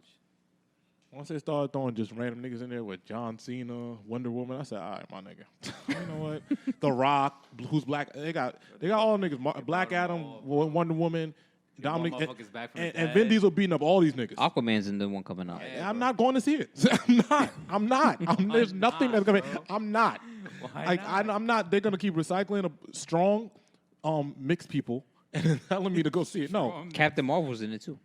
I'm never going to see that. Everyone in that bitch, bro. Yeah, I'm not going to go see the strongest, toughest white and watch the next one. And biracial people fight each other in cars. I'm not. One of them, they got, listen, the only thing they can do, they went to space already. The next thing they have to do is travel the universe. They need to go back in time. They'll figure it out. For family. You know what's stronger than family? Nothing, bro. Family. You know, we're on TV shows, right? Because I'm over this. I'm going to do some TV show recommendations because I've been watching some good TV lately. I don't know what the fuck Have you started watching Dave? I've watched Dave since season 1, of course. Oh, okay. That's my shit. Dave is great. That's hilarious. But I never really clicked It's very funny. It's so good. Actually, season 2 is weird, but this season... You watch season 3? Yeah, season 3 is funny so far. I fuck with season 3. Funny. I love the original music he makes for the episodes. I've been fucking with Succession. That shit's dope. Succession is one of those shows that I want to binge. That's like Suits. So yeah, I'm gonna wait till the season's over. I'm gonna binge it, and then it's like it's Neto Babies, I think, and like it's like old money. It's based on the Murdoch family. Yeah. So that is something. If you guys want to understand the premise of Succession, you can read up on that, and then you'll kind of get what's going on. And yes, it starts off slow, but y'all gotta wait it out. Yeah, Your Honor, I finally caught up. Your Honor's fucking amazing. One of the best shows ever too. Only 2 seasons, but still one of the best shows ever. Yo. And then you got what I've seen recently, Night Agent was great on Netflix. Still haven't seen it. That's with homie from. I don't know who's in that movie. I'm not gonna front. I don't know none of the actors. He's from Game of Thrones. Rob. Oh yes, you're right. Oh, the dude from Eternals. Yeah. I think it just looks like. I think it just looks like that nigga. I don't think it's that nigga. No. I think it just looks like him. That's why people be looking like. Really clicked it, but I gotta watch that. And then what I watched, The Diplomats on Netflix. That shit just came out. That shit is phenomenal. It's got the lead actress from The Americans, Kerry Russell. Really? That girl do not miss. Great show so far. They're definitely greenlighting it for season 2, the way they ended season 1. So slow burn, but you got to really pay attention to the show to like it. So don't go and watch it with your girl because you will never be able to pay attention to anything. So yeah, that's my TV. Tyrese, man, sorry you got married and you got to pay all that money. Fast X coming out. Fast X money gonna come through. You be good. I've also this shit made me think. I'm like, yo, this is what makes me terrified to get married. Having to pay $237,000. It's just like, what was that? Like that guy from Dubai, where his mama has all his money. Word. Yeah, but we're not in Dubai, so the America finds a way. You can do that here. You got to put everything under your mom. Yeah, except your paycheck. You just ask your mom, can I get my money? That's it. I'm not living like that, buddy. I don't know what you're I'm not living like that. I don't know where you're going with this. I'm not living like that. Whatchamacallit? I am no, because like I'm not wealthy enough to get a prenup. You know what? I'm not of that wealth to get a prenup. Like there's no way I'm getting that off. Well, maybe I'll get. I'm 30 now. Hey, maybe in the next 5 years, who knows what's gonna happen, right? If I get to the point where I'm making like $350,000 a year, I think I'm prenup worthy. But I'm not at a point where I'm able to get a prenup if I want to get married within the next 2-3 years. I don't know. Who knows what'll happen? Maybe we strike gold here, you know. But you know, I get married and divorced quickly. Half this shit is hers. So that's crazy. It's gonna be working for her. Wow, bro. That whole concept that's is nuts. just insane, bro. Like, that's what I'm saying. That's like, nuts. That's what I'm saying. Because I know people that back home they're married, but like it's not like in the States. Like I'm not saying everyone's poor in Mexico, but like they don't have to really worry about all the like, oh, I'm taking half type shit. Which is that's why people really they'll just kill you over there. It goes back to that too. It goes back to like like people are happier in the places. Well, people say that. I don't agree with this because I feel like they're full of shit sometimes. But it says people are happier with less. But it's only, I think that only applies when you're around less. Yes. Like I can't be happy and poor in America because that's not conducive to living a life. What you consider poor there, you can probably still live. You can feed your family. You can have water. Because the poor people there are not happy, right? So, but just the concept of like, damn, like I got married. I love Shorty. I hate Shorty now. I gotta give it up, half. That shit is terrible. That cake, half. That suit, half. Because that like pillow, half. Literally, and it's not even like you could be with the least petty woman. She doesn't have to be petty. She doesn't have to be a terrible person. None of those things have to apply. It's just like I'm leaving with something. Which is wow. And I've heard the nicest women say this.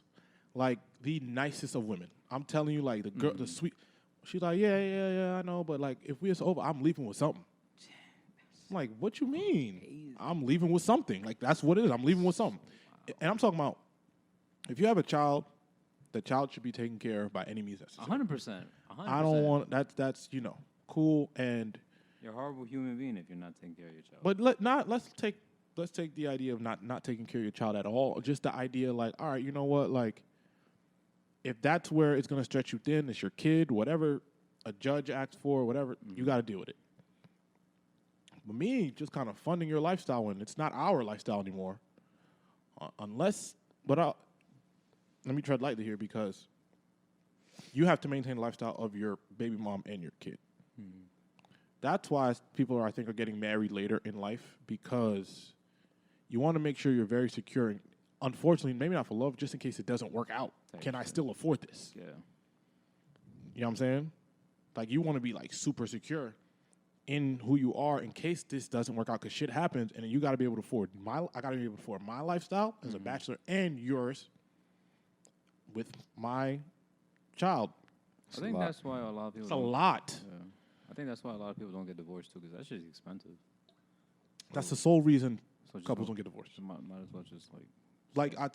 That's a lot of reasons why older couples are still together. Older couples, you see, they don't really talk to each other. They just married but separated. Like roommates. No, they're just roommates. Oh, this is better for us business wise. We do what I gotta do, and that's it. Because it's just so expensive. Listen, divorce is expensive. Nigga, breaking up is expensive. Like, what the fuck? You know what I'm saying? Like, even I was having this conversation with a friend of mine, and he was just like, him and his girl just broke up, and he was just like, like, even that, it's so emotionally expensive. Because, like, then there's the phase where we're still trying to maybe figure it out a little bit. And then there's a phase of, I might have did something I shouldn't have did, and now she wants her get back, and, like, she's making it a thing, and, like, it's just so much going on. Because it's just not a natural clean break. No, it's not like, next day with that, like, move on type shit. It lingers.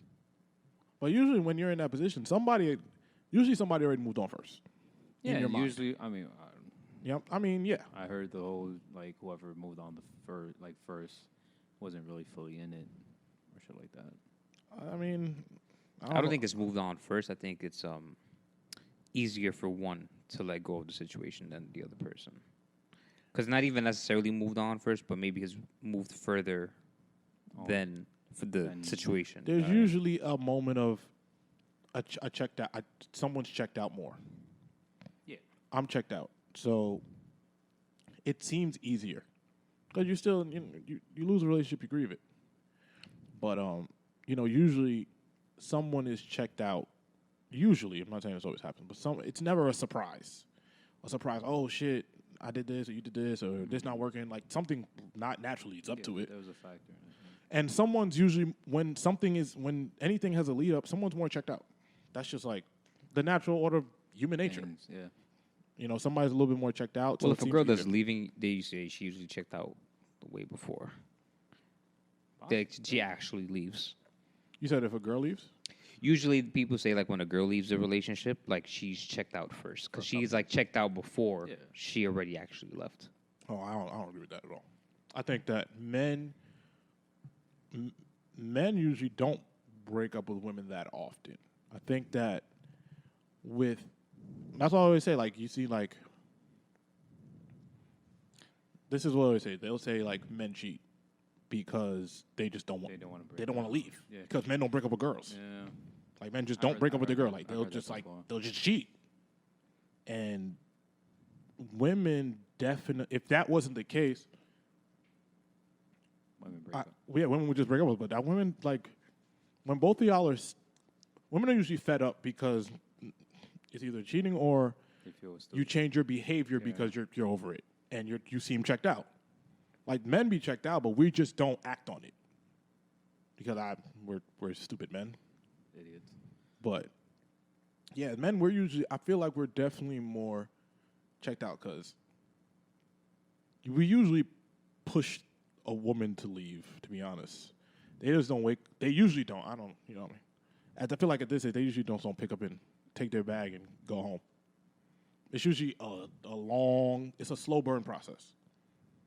It seems like for the most part. And that shit burn. Like it's really, like, you feel that shit drag out.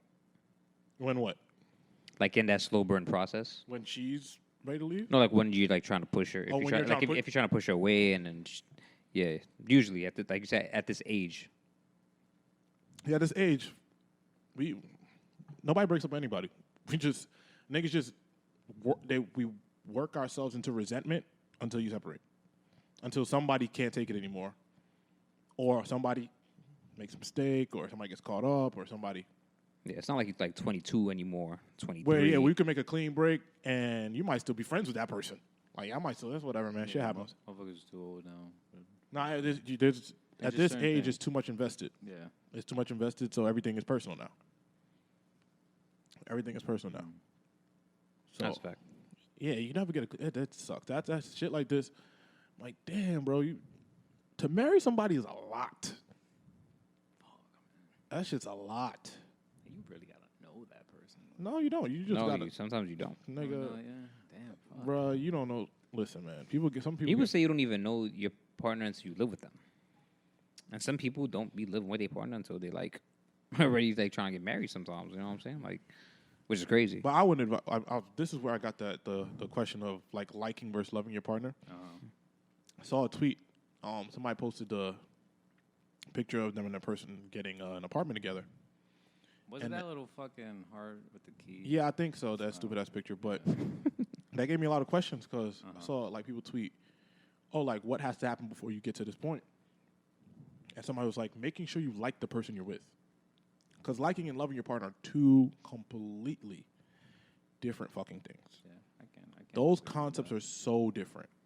Because there's plenty of people I love in this world that I fucking hate. There's people I love that I'll never speak to again. There's even a difference between loving your partner and being in love with your partner. Those are two different things. That's. No, but I don't think. I learned that shit like 13. Yeah, no, but you'd be surprised at how many people don't know that there's a blurred line between both of those two. Being in love with their partner and loving their partner? Yeah, there's two different things. Yeah. Like, you'd be surprised at how many people are unaware that those are two different things. They just love their partner, but not in love. They think them loving their partner is being in love when that's not what it is. Yeah. No, because you can have love for someone and not be in love. You know, that's a age-old thing. But I think that if you're in love, you still gotta like the person you're with, right? And I say that because, like, to live with somebody, you gotta be able to deal with all their personality quirks. You gotta be able to deal with the little. I don't things think I agree with that. Just listen, bro. I don't think you have. I'm saying to response to what he said. I don't like I think you could be in love with someone and still not like them. That's what I'm saying. Yeah. Well, that's what you're saying. Yeah, that's what I'm saying. Oh yeah, so I agree with that. No, I'm saying like you can be in love with somebody and not necessarily like for example, I was reading something, and they were saying like when you live with somebody, the toughest thing to accommodate is schedule, right? Let's say I'm an early person, and the person you're with is not an early person. Mm-hmm. By the time they get to you, because let's say, especially they say with COVID and remote work, that's where this conversation came from. Gotcha. By the time, let's say you get up at 6 a.m., you probably had your coffee, you went for a run, you did all this, you're probably in your fourth meeting by now. Mm-hmm. And by that time that person gets up, you already had most of your day, so your personality is already in your midday personality as opposed to, let's say, your morning personality. And that person's personality, if they're not a morning person or they're grouchy, so then y'all already conflict in the minute the first thing you guys see or first time y'all speak to each other, you're now at odds. So I'm saying like little things like that are what's in factoring in with somebody that you can be with for a long period of time. Make sure you can deal with that, or you like that version later. You got hey, I don't care if she sleep late. That means I get this time to myself, and you got to be able to be excited to deal with it. You know what I'm saying? It's so different in that concept of like liking and love, like liking the terrible thing, not terrible things, but liking the things that aren't like you with your person. That's how you know. You know what I'm saying? Because you could be in love with somebody and fucking hate their personality. I think that's where also compatibility plays a part. Yeah, like last girl, what the fuck? It was awful. It was literally, I was like, it's fucking terrible. But yeah, like that's just what it is. Like it's crazy. I mean, it's the truth. Like, hey, it knows even now. Like she don't listen. I hope. If you do, I'm sorry. That was petty. But I'm saying like, yo, like that's just it is what it is. Like you can know I really don't like you as a person, but I'm in love with you. So we deal with it until we can't deal with it no more. Deal with it till you just can't deal with it no more. Because eventually it's gonna get to a point where it's like it's not bearable. Yeah, it's unbearable. Yeah, where it's like, damn, like yo, I fucking hate you. Just yeah, like I'm in love with you, but like you are just awful. But that's when you find out. Really, like I said, it's when you find out if you can really be with someone when you like start living together and stuff like that. I'm not with the living together until we're at least engaged. I feel like I'd rather break off an engagement than have to suffer before the period. That's a lot, bro. I'd rather get a dog. You're not with the living until you're engaged? At least I'm engaged, yeah, for sure. I'll get a dog before I move in with Shorty. Bro, please. I don't know. I hear you, but that's not an option here in this scenario. Yeah, like, that's just never. I don't know. If bro. that was everyone's like option, we'd all just have dogs. I never really thought about it. Like, damn, bro. Like, you really gotta like the person to move in with the person. Like and love. Yeah, what you thought? Both those things have to happen before you really jump into like, yo, I'm finna. But that's why you gotta have the test run when she gotta be at your crib all the time before y'all ever get a place together. Y'all niggas got me fucked up. No, I mean, listen. I'd say you have to. Yeah. Because how you gonna know how the living situation would be? I mean, without testing. I don't know it all the time. What do you consider all the time? Word. What is all the time? Like the weekends? That don't count. I mean, it counts, but like that's not as heavy. You need to have. If you don't, like why would you invite? Why would you invite heaviness? Because like you're already like inviting conflict by calling it heavy. Yeah, because like it shouldn't feel heavy. If it's gonna happen, no, that's not what I mean. That's not what I mean. I'm saying like if you don't plan on living with your partner until at least y'all are engaged, how y'all supposed to even get engaged if you don't even know if y'all can live in the same space together 7 days a week? I don't feel like love should ever be a test case. I feel like if that's what you want to do, if it's natural, like, yo, I just want this person around me all the time, cool, that's fine. If that means it's 5 days a week, if that means it's 6 days a week, if that means that doesn't matter. So you don't agree with the consensus that you need to live with the partner first to see how things are different before engagement or marriage? Because that's what I'm saying. Like people say you need to like. I mean, I can know that in 2 days, a week. I don't need to be. You don't need to be here 7 days a week for me to know that. I'm not saying 7. I'm not saying 2. But that's not how that works. Like I don't need. You think the two days? But who determines what's enough? Like there's no metric to that. True, like yeah, there's no proven science or metric to that. It can be. It's different for everyone. I want to say every single person that I know that live with their partner says that things are different once they live with their partner. I mean, that's a fact. That's fine. But that what does your metric still doesn't. That doesn't. There's no identifying fact to how that came about. Like you can be with this person 6 days a week and still not know how it is to live with this person. yeah. That doesn't. That's what I'm saying. No, that's what I'm saying is it could be you saying you have to be with this person all the time to know. No, not be with them. I mean, like have a living experience. Whether say it's even a month. Live together for not even live together for a month. You have your own crib. She stays here for a month straight, type of thing. You know what I mean? Fuck. So what the hell we got our own place for? It's still your own place. But no, it's not.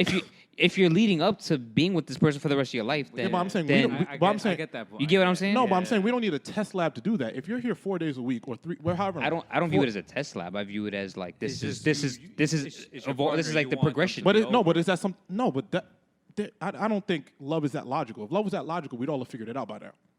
If that was like such an easy concept, everybody would do it. I don't think it's an easy concept. But I think it's a necessary concept.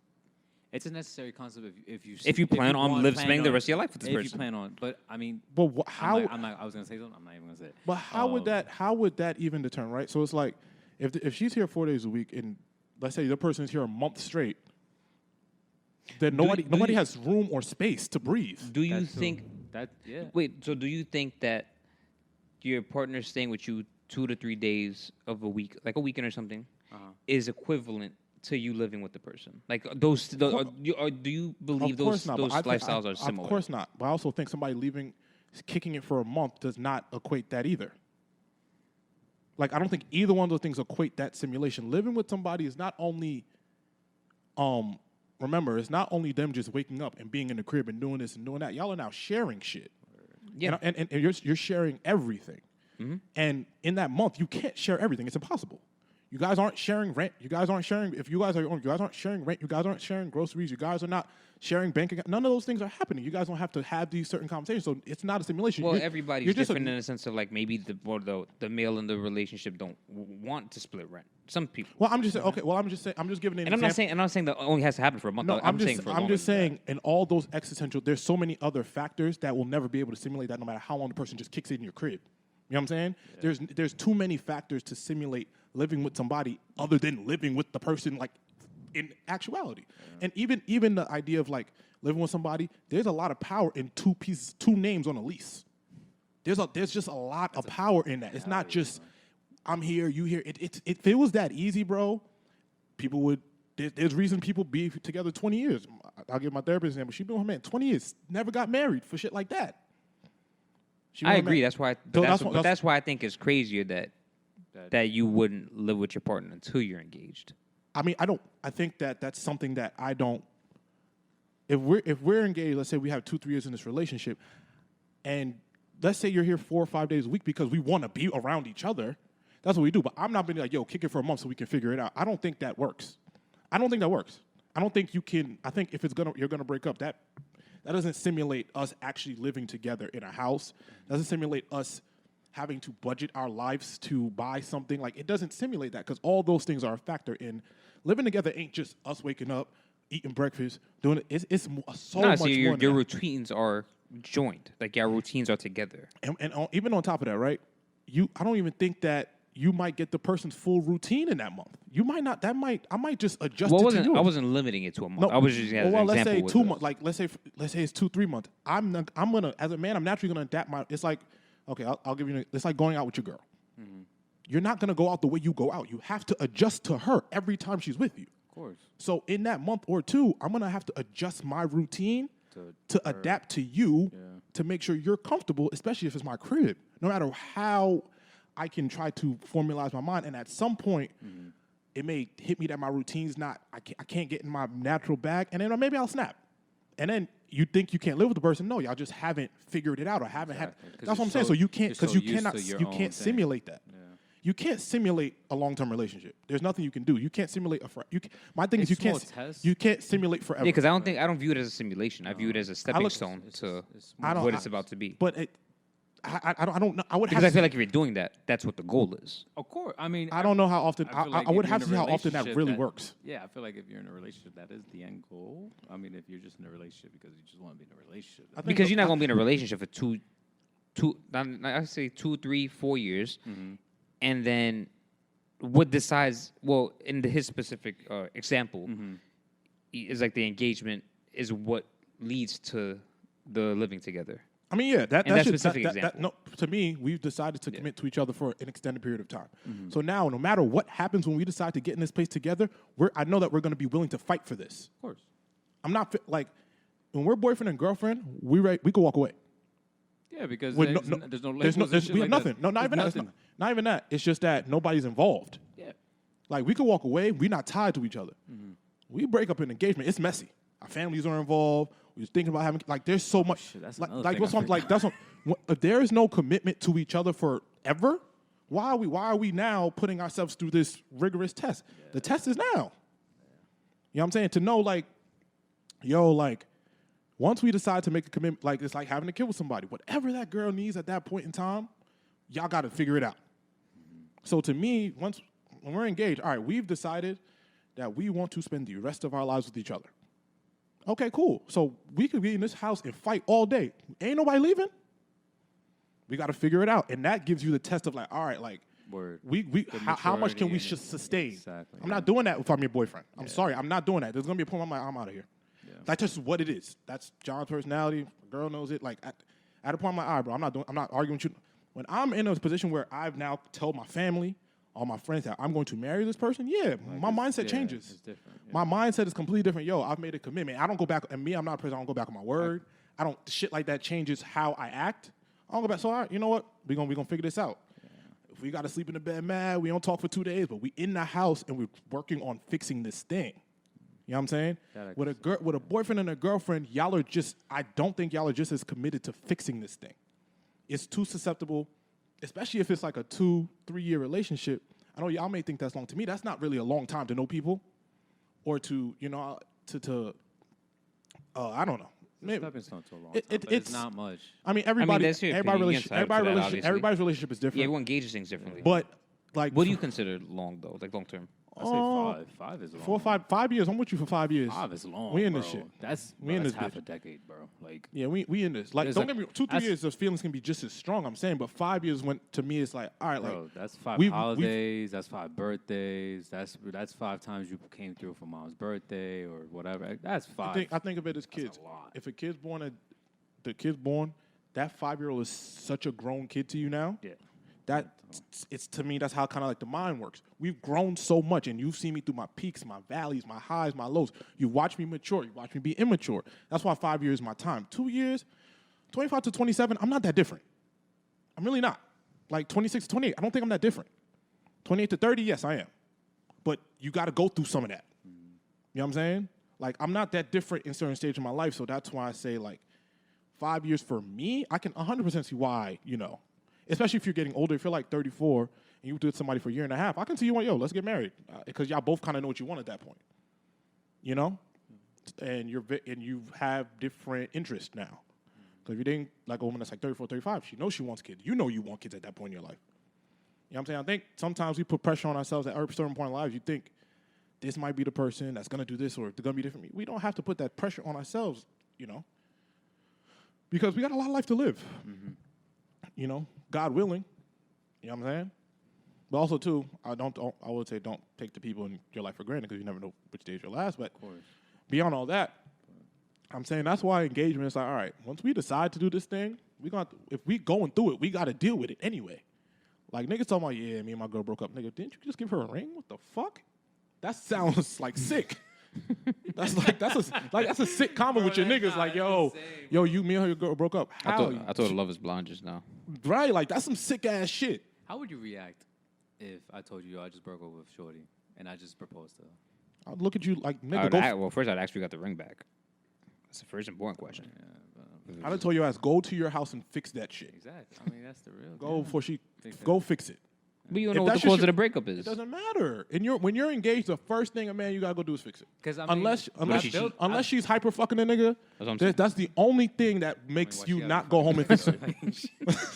Hypothetically, why she gotta be fucking a nigga though? No, that's because that's the only thing that would make in that point. Unless she punched you in your face or fucked some other nigga or she's into some other shit and she's a secret racist and hates Mexicans. That's the only 3 things. If she hates Mexicans, is fucking another nigga. And what else I said? I understand. The first time I say, bro, face. Yeah, and she's domestically abusing you, listen, go home. That's the first thing you call. Go home. Go home. Go home. Go home. Unless she's like a military abusing you. But I'd be like, my nigga, come on, she's for real. And then go home. I'm going to tell you to go home. Go home before you go out and do something fucking stupid and make a fool out of yourself. Yeah. And then you're on the internet, and now we got to do damage control. I have to tell you, go home. Go home, go home, go home. If that's your girl, my nigga, take 3 weeks, take a month, go crazy, and get her back maybe if you want. I don't know. But if that's your fiance, my nigga, go home. Go home. Go home and fix it. You already built up to the point where, you niggas invested so much time. You bought a ring. You niggas had an engagement party. You niggas put balloons out. You niggas had fire candles everywhere and all this other shit. And now, I'm not just taking that. No. Go home. Yeah. Go home and fix it. You'd be surprised what happens, man. Like I said, those are only 3 things. You'd be surprised how frequent those happen, rather. Well, of course. I mean, because we're in a time where divorce is easy and breakups is easy. But my natural reaction is go home. Go home. Go home, fix it. How bad is it? Fix it. All right, cool. But yeah, that's why engagement. Once we get to that point, I'm gonna give a very, very valiant effort to fix it. I think I would too. If we're just like my parents are married, but they're separated. I mean, that's how niggas get at this age. Like I don't. It's just too messy and shit. Too expensive. Fuck all that. Yeah, literally. That's probably fuck all that. You? What? Which one? Like, what? Like you? That nigga Derek said she gotta live with him for a month straight. Nigga, I would I mean, fucking I insane in this house. I would see his point. In this house, I would rip my fucking eyes out. Are you crazy? Look how big this shit is. You know, I would. What the fuck? It's a test, but I don't know about a month. I don't know about a month straight. Like the weekends, yeah, maybe, or like. When do you get time to yourself? No, that falls back to your personality and like how you are as a person. Like I like my. Because I can see why someone like John can't do that. John think going to the movies by himself is regular. Nah, yes. I mean, now I'm gonna go to the movie myself tomorrow.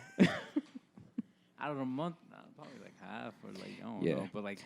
Listen, I believe her. Like if I'm with a girl, a partner, and before, because like you said, when two names are on the lease, that's a big deal. So before I get to that point, I need to be able to know we can coexist together in a living habitat. Well, what if she's everything you want, but that's just not how she wants to get to that point? You're gonna let that go because she doesn't meet you there? No, that's different though. If she doesn't want, I'm asking. It's a new question. If she doesn't want to do that, because that's a different question. You know, you could work through that. You could have a conversation. Would that affect your long-term view of this girl? I don't think it would affect the long-term view because it's like. Maybe it was just too rushed, maybe. I'm assuming it's not a rushed relationship if you're actually going to live with you for a month. Maybe she took it too rushed, and you probably thinking, okay, maybe. What if she's like me? She just likes her space.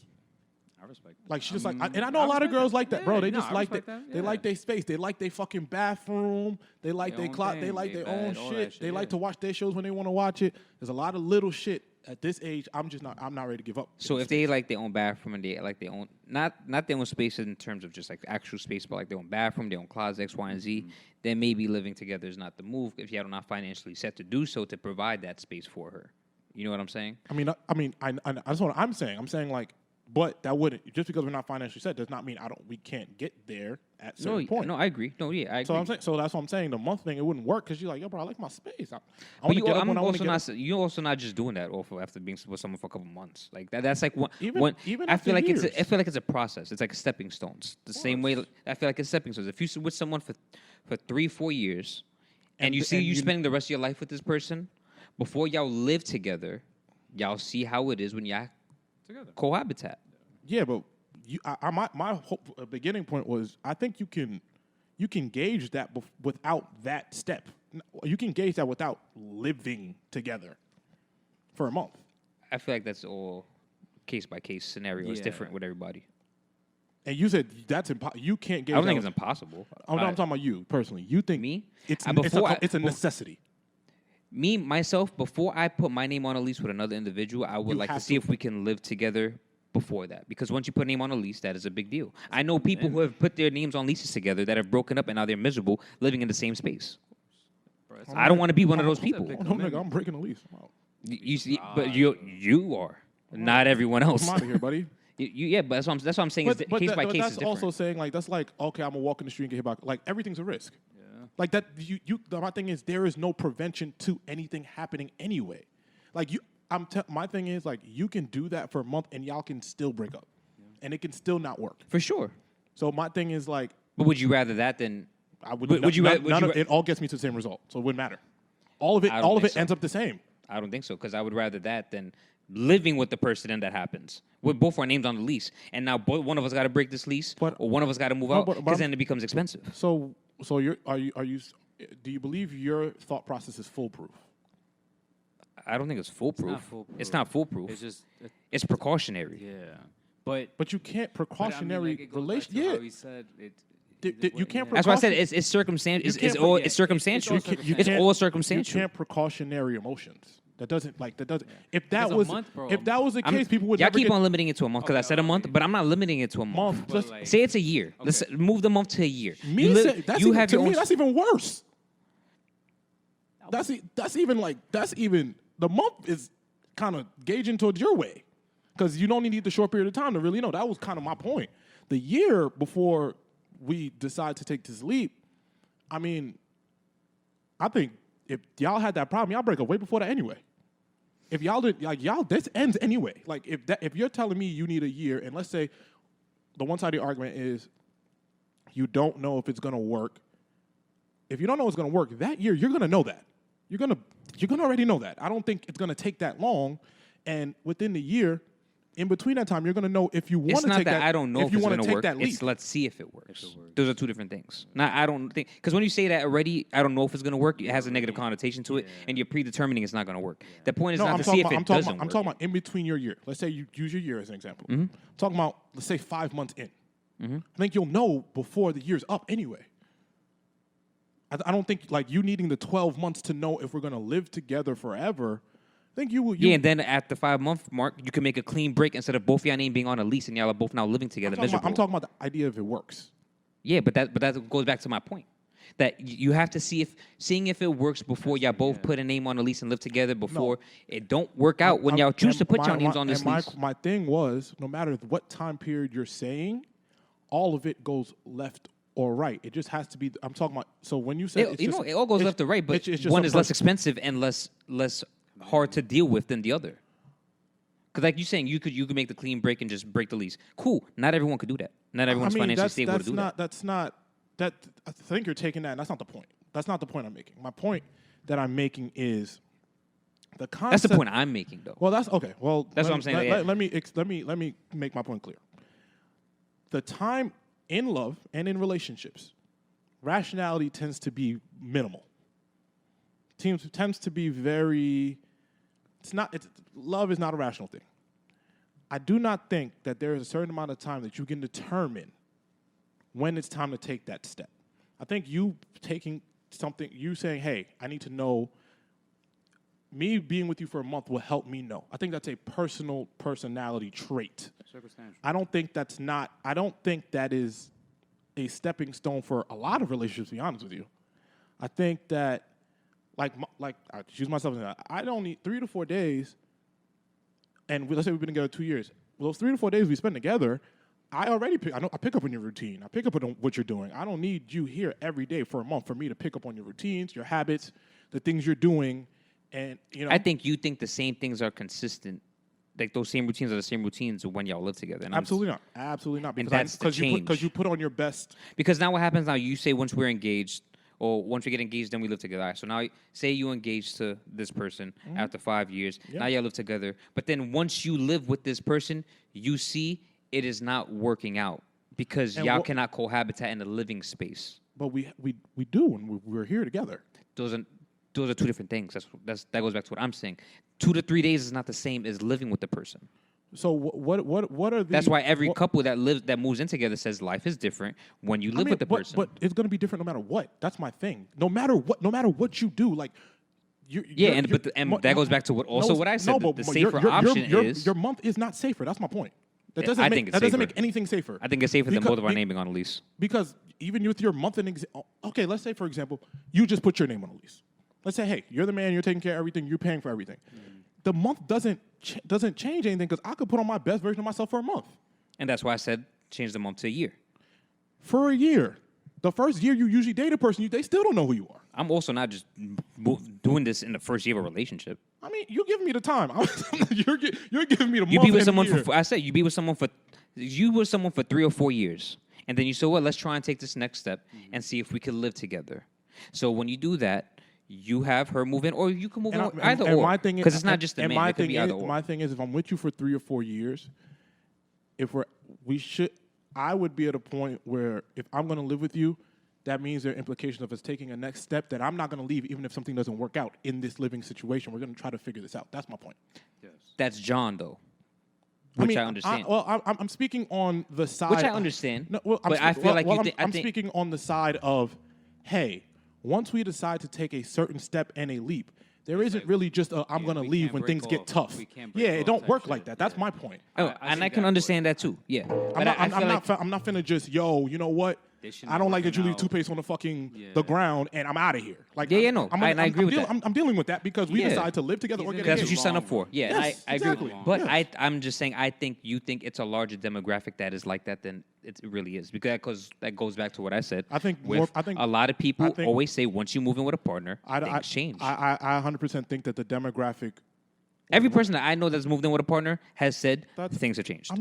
But we're not debating that. You're the only. No one is debating. We know things change. But my thing is, whether you do your cohabitation thing for a month or you do it for a year, things are going to change no matter what. Oh yeah. That's the point. Like, my thing is, whether you're. That's why I keep calling it like a test lab. Your test that you're doing, no matter how long, what test you do, it's still going to change. That's my point. No matter what you do, you're never going to. There's going to be something that happens that you do not expect.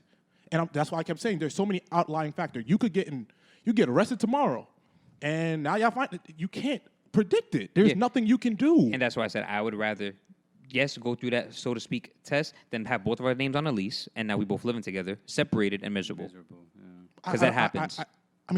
Anything that is, we're very much clear on that. But that's what I'm speaking to. Yeah. You're speaking to something else. I'm not speaking to what you're speaking to. I'm speaking to exactly. That's what has been my whole point. Everything you're saying, I've responded to. That's what I'm saying. Every aspect of it, I've responded directly to why. But your ideology, your thing is pretty much premature to his thing. Because you're trying to prevent it can happen anyway. Yeah. That's my point. Yeah. That leads to that. But that often it's literally the concept of marriage and divorce. There's people that are married for 20 years and get divorced that may have been lived together and had kids and all this stuff. Yeah. There's no prevention. Nobody predicted that. You can't prevent what's going to happen anyway. Like, your prevention plan and I think that harms relationships more than when you're trying to prevent what's going to happen no matter what. I think you're putting too much pressure on putting too much pressure on something that's still relatively, whether it be, I don't know, whatever time frame you put on it, whether it be a year, you put a month, a year. There's too much pressure on the people to have to make a decision, on the people you're with to have to make a decision, maybe before they're ready. When you're not, I think you guys have to come to a mutual decision to want to take that leap, as opposed to, hey, I have these rules and regulations that I need to kind of enforce because this is what I need. And the person could be like, hey, I'm not ready or in the place to do that. That doesn't mean I don't love you. That doesn't mean I don't want to get there eventually. I'm just not there. And instead, it's like, kind of like you're just trying to play being precautious, thinking that's going to prevent two names on a lease. If that's going to happen, it's going to happen no matter what. Because the person can fuck you over 2 years, 3 years, 4 years. No, there's no month. There's no year. That shit can happen no matter what. That's my point. You are correct. And I would still rather do all of that than live in the house with someone and be miserable because it didn't work out. But because I was precautious. That doesn't prevent it from not working out. It does, because before it gets to that point is at my point, which is what he's saying. Before it gets to your point of we're locked in, we're doing the whole, so to speak, test lab thing you're saying. I'm lost now. Like, what is he saying that you're saying that's preventing any of the end result? No, like pretty much your thing is where you're in it for the long run, 100%. Like, y'all been together. Everyone's in it for the long run. Yes, so yes, that's everyone is in it for the long run. That's constant. Everyone's in it for the long run. My thing is, it seems like you just have rules for you to get there. Correct? I don't want to say their rules. I mean, whatever you want to call it, stipulations. Everyone has a list of stipulations that they want to do before they get there. Yeah. Okay, so you have a stipulation, rule, whatever you want to call it. Mm-hmm. Before I move in with you, I want to live with you for a month to prevent me getting in a situation where, hey, if I might not like you later, or whatever you want to call it. Yeah, month, year, X amount of time. Doesn't have to be a specific. Whatever time you pick. Have to be a specific. Pick whatever time you pick. Year, 2 years, a year. Is that fine? A year? Yeah. So you saying, hey, I have to live with you in my space for a year, but keep your space. Like, how does that work? It could be either. It could be vice versa. It could be either or space. I'm not saying it has. That's why I said earlier too. It doesn't have to be just my space and you're living in my space. It could be her space. Whatever the conversation, because the conversation is going to be is going to be had before. But I feel like we you're do that not anyway. Understanding the strain that puts on not only you or the other person, whoever has to leave their space to accommodate your rule. It's kind of like that's kind of like insensitive a little bit.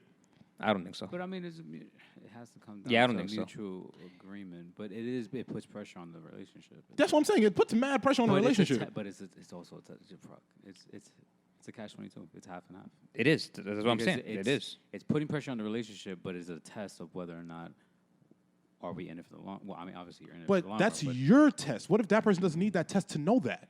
Then y'all shouldn't be together because they don't have to agree to that stipulation. And that's what and there you go. And that's my thing is like, which is why I said it's a conversation. That's fine. But then that's kind of not immature, but that's selfish. Yeah, that's what I'm saying. It's selfish. It may be, but everyone can be selfish. They don't agree for themselves. You know what I'm saying? Like everyone has not when you're in a relationship. Doesn't work like that. That's where you can be selfish to a degree for sure. But when you're trying to be with a partner, you have to accommodate each other. It doesn't work like that. Everybody can be selfish to whatever point until you're in. So if your girl wanted to stay with you 7 days a week, you would be okay with it? No. And that's selfish to you, no? No, we would talk about it, and I would say, "Hey, that's not what you like." No, but that's selfish to you. That's not what I would say. Let me tell you what I would say. I would say, "Hey, this is uncomfortable for me because I really enjoy my space." And then we would find a compromise. Is it 5 days? Is it 4? Is it like we would find a day? If you can't give me a day to myself, then yes, the relationship has to. We would have to have a conversation about where. No, but in my situation, she wants 7.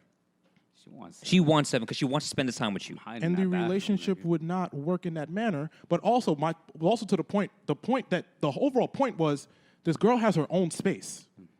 And now we're paying 2 rent, or she's paying her rent, or you're paying your, however it is, and now you're putting pressure on me to make a decision to come through all the time because you need this stipulation or rule to make you feel, I don't know, secure in us living together going forward. I wouldn't need that. If that was her stipulation that, hey, I need this to feel secure that we can live together. No, hey, honey, however the reassurance works, I don't need that. We would find a way to figure out whatever reassurance you need, however we need to figure it out. I would do whatever I can to reassure you that this is not what we need to know that we're going to live together for an extended period of time. That's the difference in the conversation we're having. What I'm saying the selfishness is you're talking about someone that has carved out their time to create their own space, and you're saying, hey, well, I need this for this to work for me in the future. What if that person doesn't necessarily need that? So that's where it's self-serving in the conversation. That's what I'm saying. And I understand that. And then, that's where it's self-serving. And then you decide whether you want to do that or not. Same way you want to compromise. That's fine. That's perfectly fine. But it's like, my overall point before that I was saying was I still don't think that point gets to your. That doesn't fix your end goal. The end goal can be, hey, you can do this. We'll go back to the year.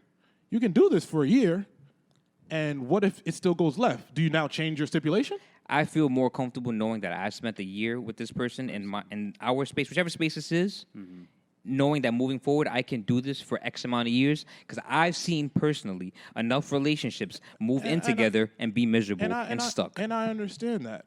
And in 2022 or 2023, at our age, we're going to see more relationships fail. That's just the natural order of life. I understand that.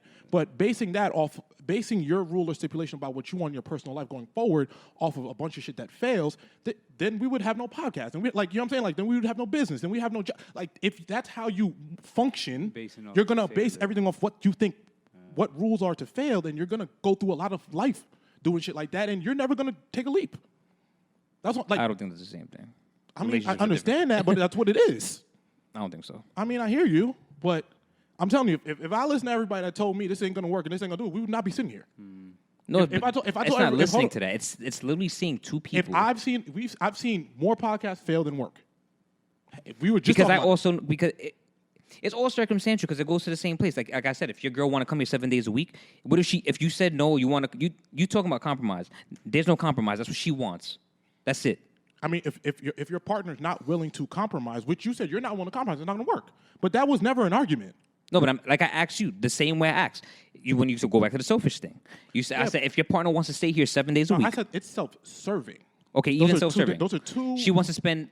You said it was selfish first, and then you said self-serving. I mean, let's take both words. That's fine. If she wants to come, if she feels like she needs to be here, sleep here 7 days a week, and she has her own space, I would say, hey, I need a day to myself. If you feel like you want to be in the house 7 days a week, hey, maybe I can go stay at my mom's for a day. I need space. I need time to myself. For me, it sounds, if it's based in, it sounds like reassurance because you're saying it's based in me knowing I can be with you for an extended period of time. If that's the case, then we are just not the people for each other. Because I don't want that type of, I don't want that. I don't want you to feel like you have to be here 7 days a week to prove something to me. That doesn't work for me. That doesn't, I don't need you to prove, that doesn't, like I said, for me, it doesn't prove that we can live together. You being here 7 days a week proves nothing to me. Absolutely nothing. Me going on vacation with you for a week does not prove anything to me. That doesn't mean anything. It doesn't prove that this is going to work. I come from parents I don't get, like, that don't prove nothing. Like I said, it's all circumstantial. So everyone has, it's all different beliefs. that's what I'm saying. It's all different beliefs. 100%. So it's not an argument. No, I'm not. My main point, I don't know how we even moved here. My main point was that even to your example, I don't think that ends up preventing what the inevitable can or cannot be. That was the entire point. And I don't agree with that. Okay, and I mean, that's fine. I hear you. Both of y'all points. I don't really. It's tricky. I can't front. A month, a year, because you want to go through that tough phase, but it's like it puts the pressure on the person. Like maybe they're not ready. Bro, imagine being with someone for 4 or 5 years and then y'all live together and then you like, Grant, you don't do the whole test shit. You go because this is what's the long term. For both situations, they're both long term. That's what the goal is. That's the goal. But then you get together and then this is your first time having a living experience. So what would be a living experience that would make you so upset after 4 or 5 years that you would not want to be with this person? I can't speak to that because I've never done it. But every person that I know who but has lived with, if you have this rule and stipulation, there would have to be something that would trigger you to make you want to. No, see if this person is the same way. Like see if this person not operates because things are different. There's different routines and stuff like that. See if there's what if there's some hygienic situation. Like there's a whole bunch of different things. And if I'm with you for 4 or 5 years, no one hygienic situation is gonna make me leave. That's my point. That's you. I'm not talking about you. I'm talking about. If you're talking about something long term, Derek, that's just you're gonna have to deal with that. There's no if you're bringing up a hygiene situation, right? Let's say I'm still talking about experience that before y'all live together with both y'all names on a lease. My point was that if let's say you go back to your year example, a year that person can hide that shit for you an entire year. Yes, they can, but at least I have the availability to possibly see so. Like you're just looking at your point, like that's it. I'm not. That's not what I'm doing. But you are. I've given you the time. I've given you all the time to give whatever example you need. Yeah, but in your situation, it's always pivoted to this person can lie for a year. Yes, they can, but I am still comfortable knowing if I live with this person for a year, if I can cohabitat with this person for 12 months, I'm comfortable knowing I can probably do this for 20 more years. My question stays the same. Do you change your stipulation if that doesn't work? Yes, you can. Do you now? I'm asking. Do you now change every time? Let's say you do it one time. You do it for the year because that was the time you picked. You do it for the year, and you're like, oh well, this didn't. You know what? I found out. Because what happens if I try and live with this person for a year and I don't like it? You're fucking miserable. Yeah, because I don't like it. I think you would pick that up earlier. You can't determine that. And the same thing I said. You cannot determine within a year anything. Yes. All these things are, yes, there's a multitude of possibilities of variations of how things could possibly go. Yes. But like I said, what if in this 1 year we choose to, you come live with me, I live with you, whatever the case is, and I say, you know what, I can't be with this person 7 days a week. That's why I asked, hey, and even back to that, right? Even if you live with somebody and you guys are living with each other, you guys can find time for space 7 days a week. I don't disagree with that either. And also to the point of that's why I asked you, hey, what is something that would... You said your routines change when you live together, right or wrong? Yes. You have to see how those routines change or how it works in that process, and that you have to see those things instead of just head rushing in to name on the lease, living together, seeing how it is. No one's rushing into a relationship. We can be together for 4 to 5 years. I think I would know my girl well enough to know that, hey, if I'm, like I said, if you have, let's use your hygiene example. What if you lie for 5 years? Hold on. I'm not changing your, let me, I'm sticking with your example. You said hygiene, right? Mm-hmm. If we're together for 4 to 5 years and we get engaged and we say, hey, now we're going to take the leap to live together, and you have a hygiene issue, I am now going to have to work through that because I made a commitment. That was my entire point. The whole, yes, you can lie for 5 years. I hear you. But my thing is, the point is, once you make that commitment, that's why it's like, hey, we're here to fight. You keep speaking from you, and I'm not speaking from you just said to me. No, but I'm saying, Derek, you just said. You're doing that spinning thing I did when y'all was talking about punching niggas in the face in the club. It's not, but it's not. Hold on, let me finish because you're about to do it again. You literally just tried to quote me or do whatever you do and go, what if she lies for 5 years? I know that was a reference to what I said before. Yes. So my thing is, yes, Derek, all of that can be true. Just like you said, a multitude of possibilities. But my thing is, the point that I was making to you the entirety of this time, once again, is if you make a commitment for 4 to 5 years and there is a because you use the example of hygiene. I'm using your words, not mine. If there is an example of hygiene, right? That is something when you decide to make a commitment to somebody that you fight for. That's it. So that's why I'm saying your example of I'm trying to prevent this and let anyone leave. I'm saying regardless, if you're in a long-term committed relationship, when you're in a long-term relationship, you fight for it. That's the whole entire point. You fight. When it's long-term, you fight. Simple. That's it. Just like if we have an issue, if I see you and we have an issue and you decide, it's fuck you already, we was never that cool. That's my point. If me and you get into an argument and it's fuck me already, we was never cool. Correct or no? Or you're going to fight? Exactly. If you and your sister get into an argument, is it fuck her or you're going to fight? The same way you should feel about your partner. That's my point. That's my point. If you and Joe get into an argument tomorrow, well, I don't like how this. If Joe's fucked up tomorrow, he got to live with you. I don't like this nigga always leave the seat. Fuck this nigga. Did you need to know that before? Like that's what I'm saying. Like you stop. Like my thing is, bro. Like it's not that. Like life ain't like that. That's unrealistic. If Joe is fucked up tomorrow. But you think life is only how you view it? Here we go. I'm asking. I gave you 7 examples just now, Derek. Come on, my nigga. I give you an example for your friends, your family. If Joe is fucked up tomorrow, you would leave him on the street because his hygiene's fucked up? And you like I said, going back to what I was saying. I give you a bunch of examples so we could take away from relationships. Do you think I'm the only person who thinks that way? What? I'm talking to you, nigga. I'm not. There's nobody else here but us. It's circumstantial because it's different. I'm talking to you. I'm speaking to you once again. And every conversation, this whole conversation has not been from just Derek. It's been from people. I mean, once we started directing it to your specific stipulations of things you want, I asked you about the rules in your life. But it's not just my specific. I'm not the only specific nigga in the world who thinks that. But I'm asking you. Which goes back to me knowing couples who live together who are fucking miserable because they're not couples no more. But their names are on the lease because they never thought they could not live. And I responded to that. I said, Derek, but I'm asking you because once again, I said you basing what you think off of somebody else. I did say that. You basing what you think off of other people is not something I think is the wisest. 1 and 2, that's when I started to speak to you about your rules, your stipulations, the things that you want. That's why I asked you about what you want. I asked you specifically, hey, what is and I don't even agree with that take. Because other people, just because I take what I take from seeing 2 people who've never lived together before choose to live together and put their name on a lease, and then everything goes to shit. Me taking from that is that's a possibility. Which, yes, we already know that's a possibility. Will I like to take would I like to take the you said what? I said I wasn't going to say that, but I hear you. Would I not like to take the prevent cautionary task to do that? Yes, exactly. And that's what I'm talking about. We would all love to prevent bad things from happening, Derek. I understand that concept. Yes, it's like you're repeating a very, very. I understand that, and that's why I said when I asked you specifically your rules or stipulations. That's why I start. That's when I ask you something specifically, I'm speaking to you. When I ask you, hey, Derek, what do you think about this? I'm not speaking to anybody more. I say your name. I ask you a question, and I expect you to speak from you. I don't expect you to speak from niggas I don't know. That's why that's a conversationalist. When I'm having a conversation with you, I don't expect you to tell me about 10 other niggas that I don't know. I'm asking you.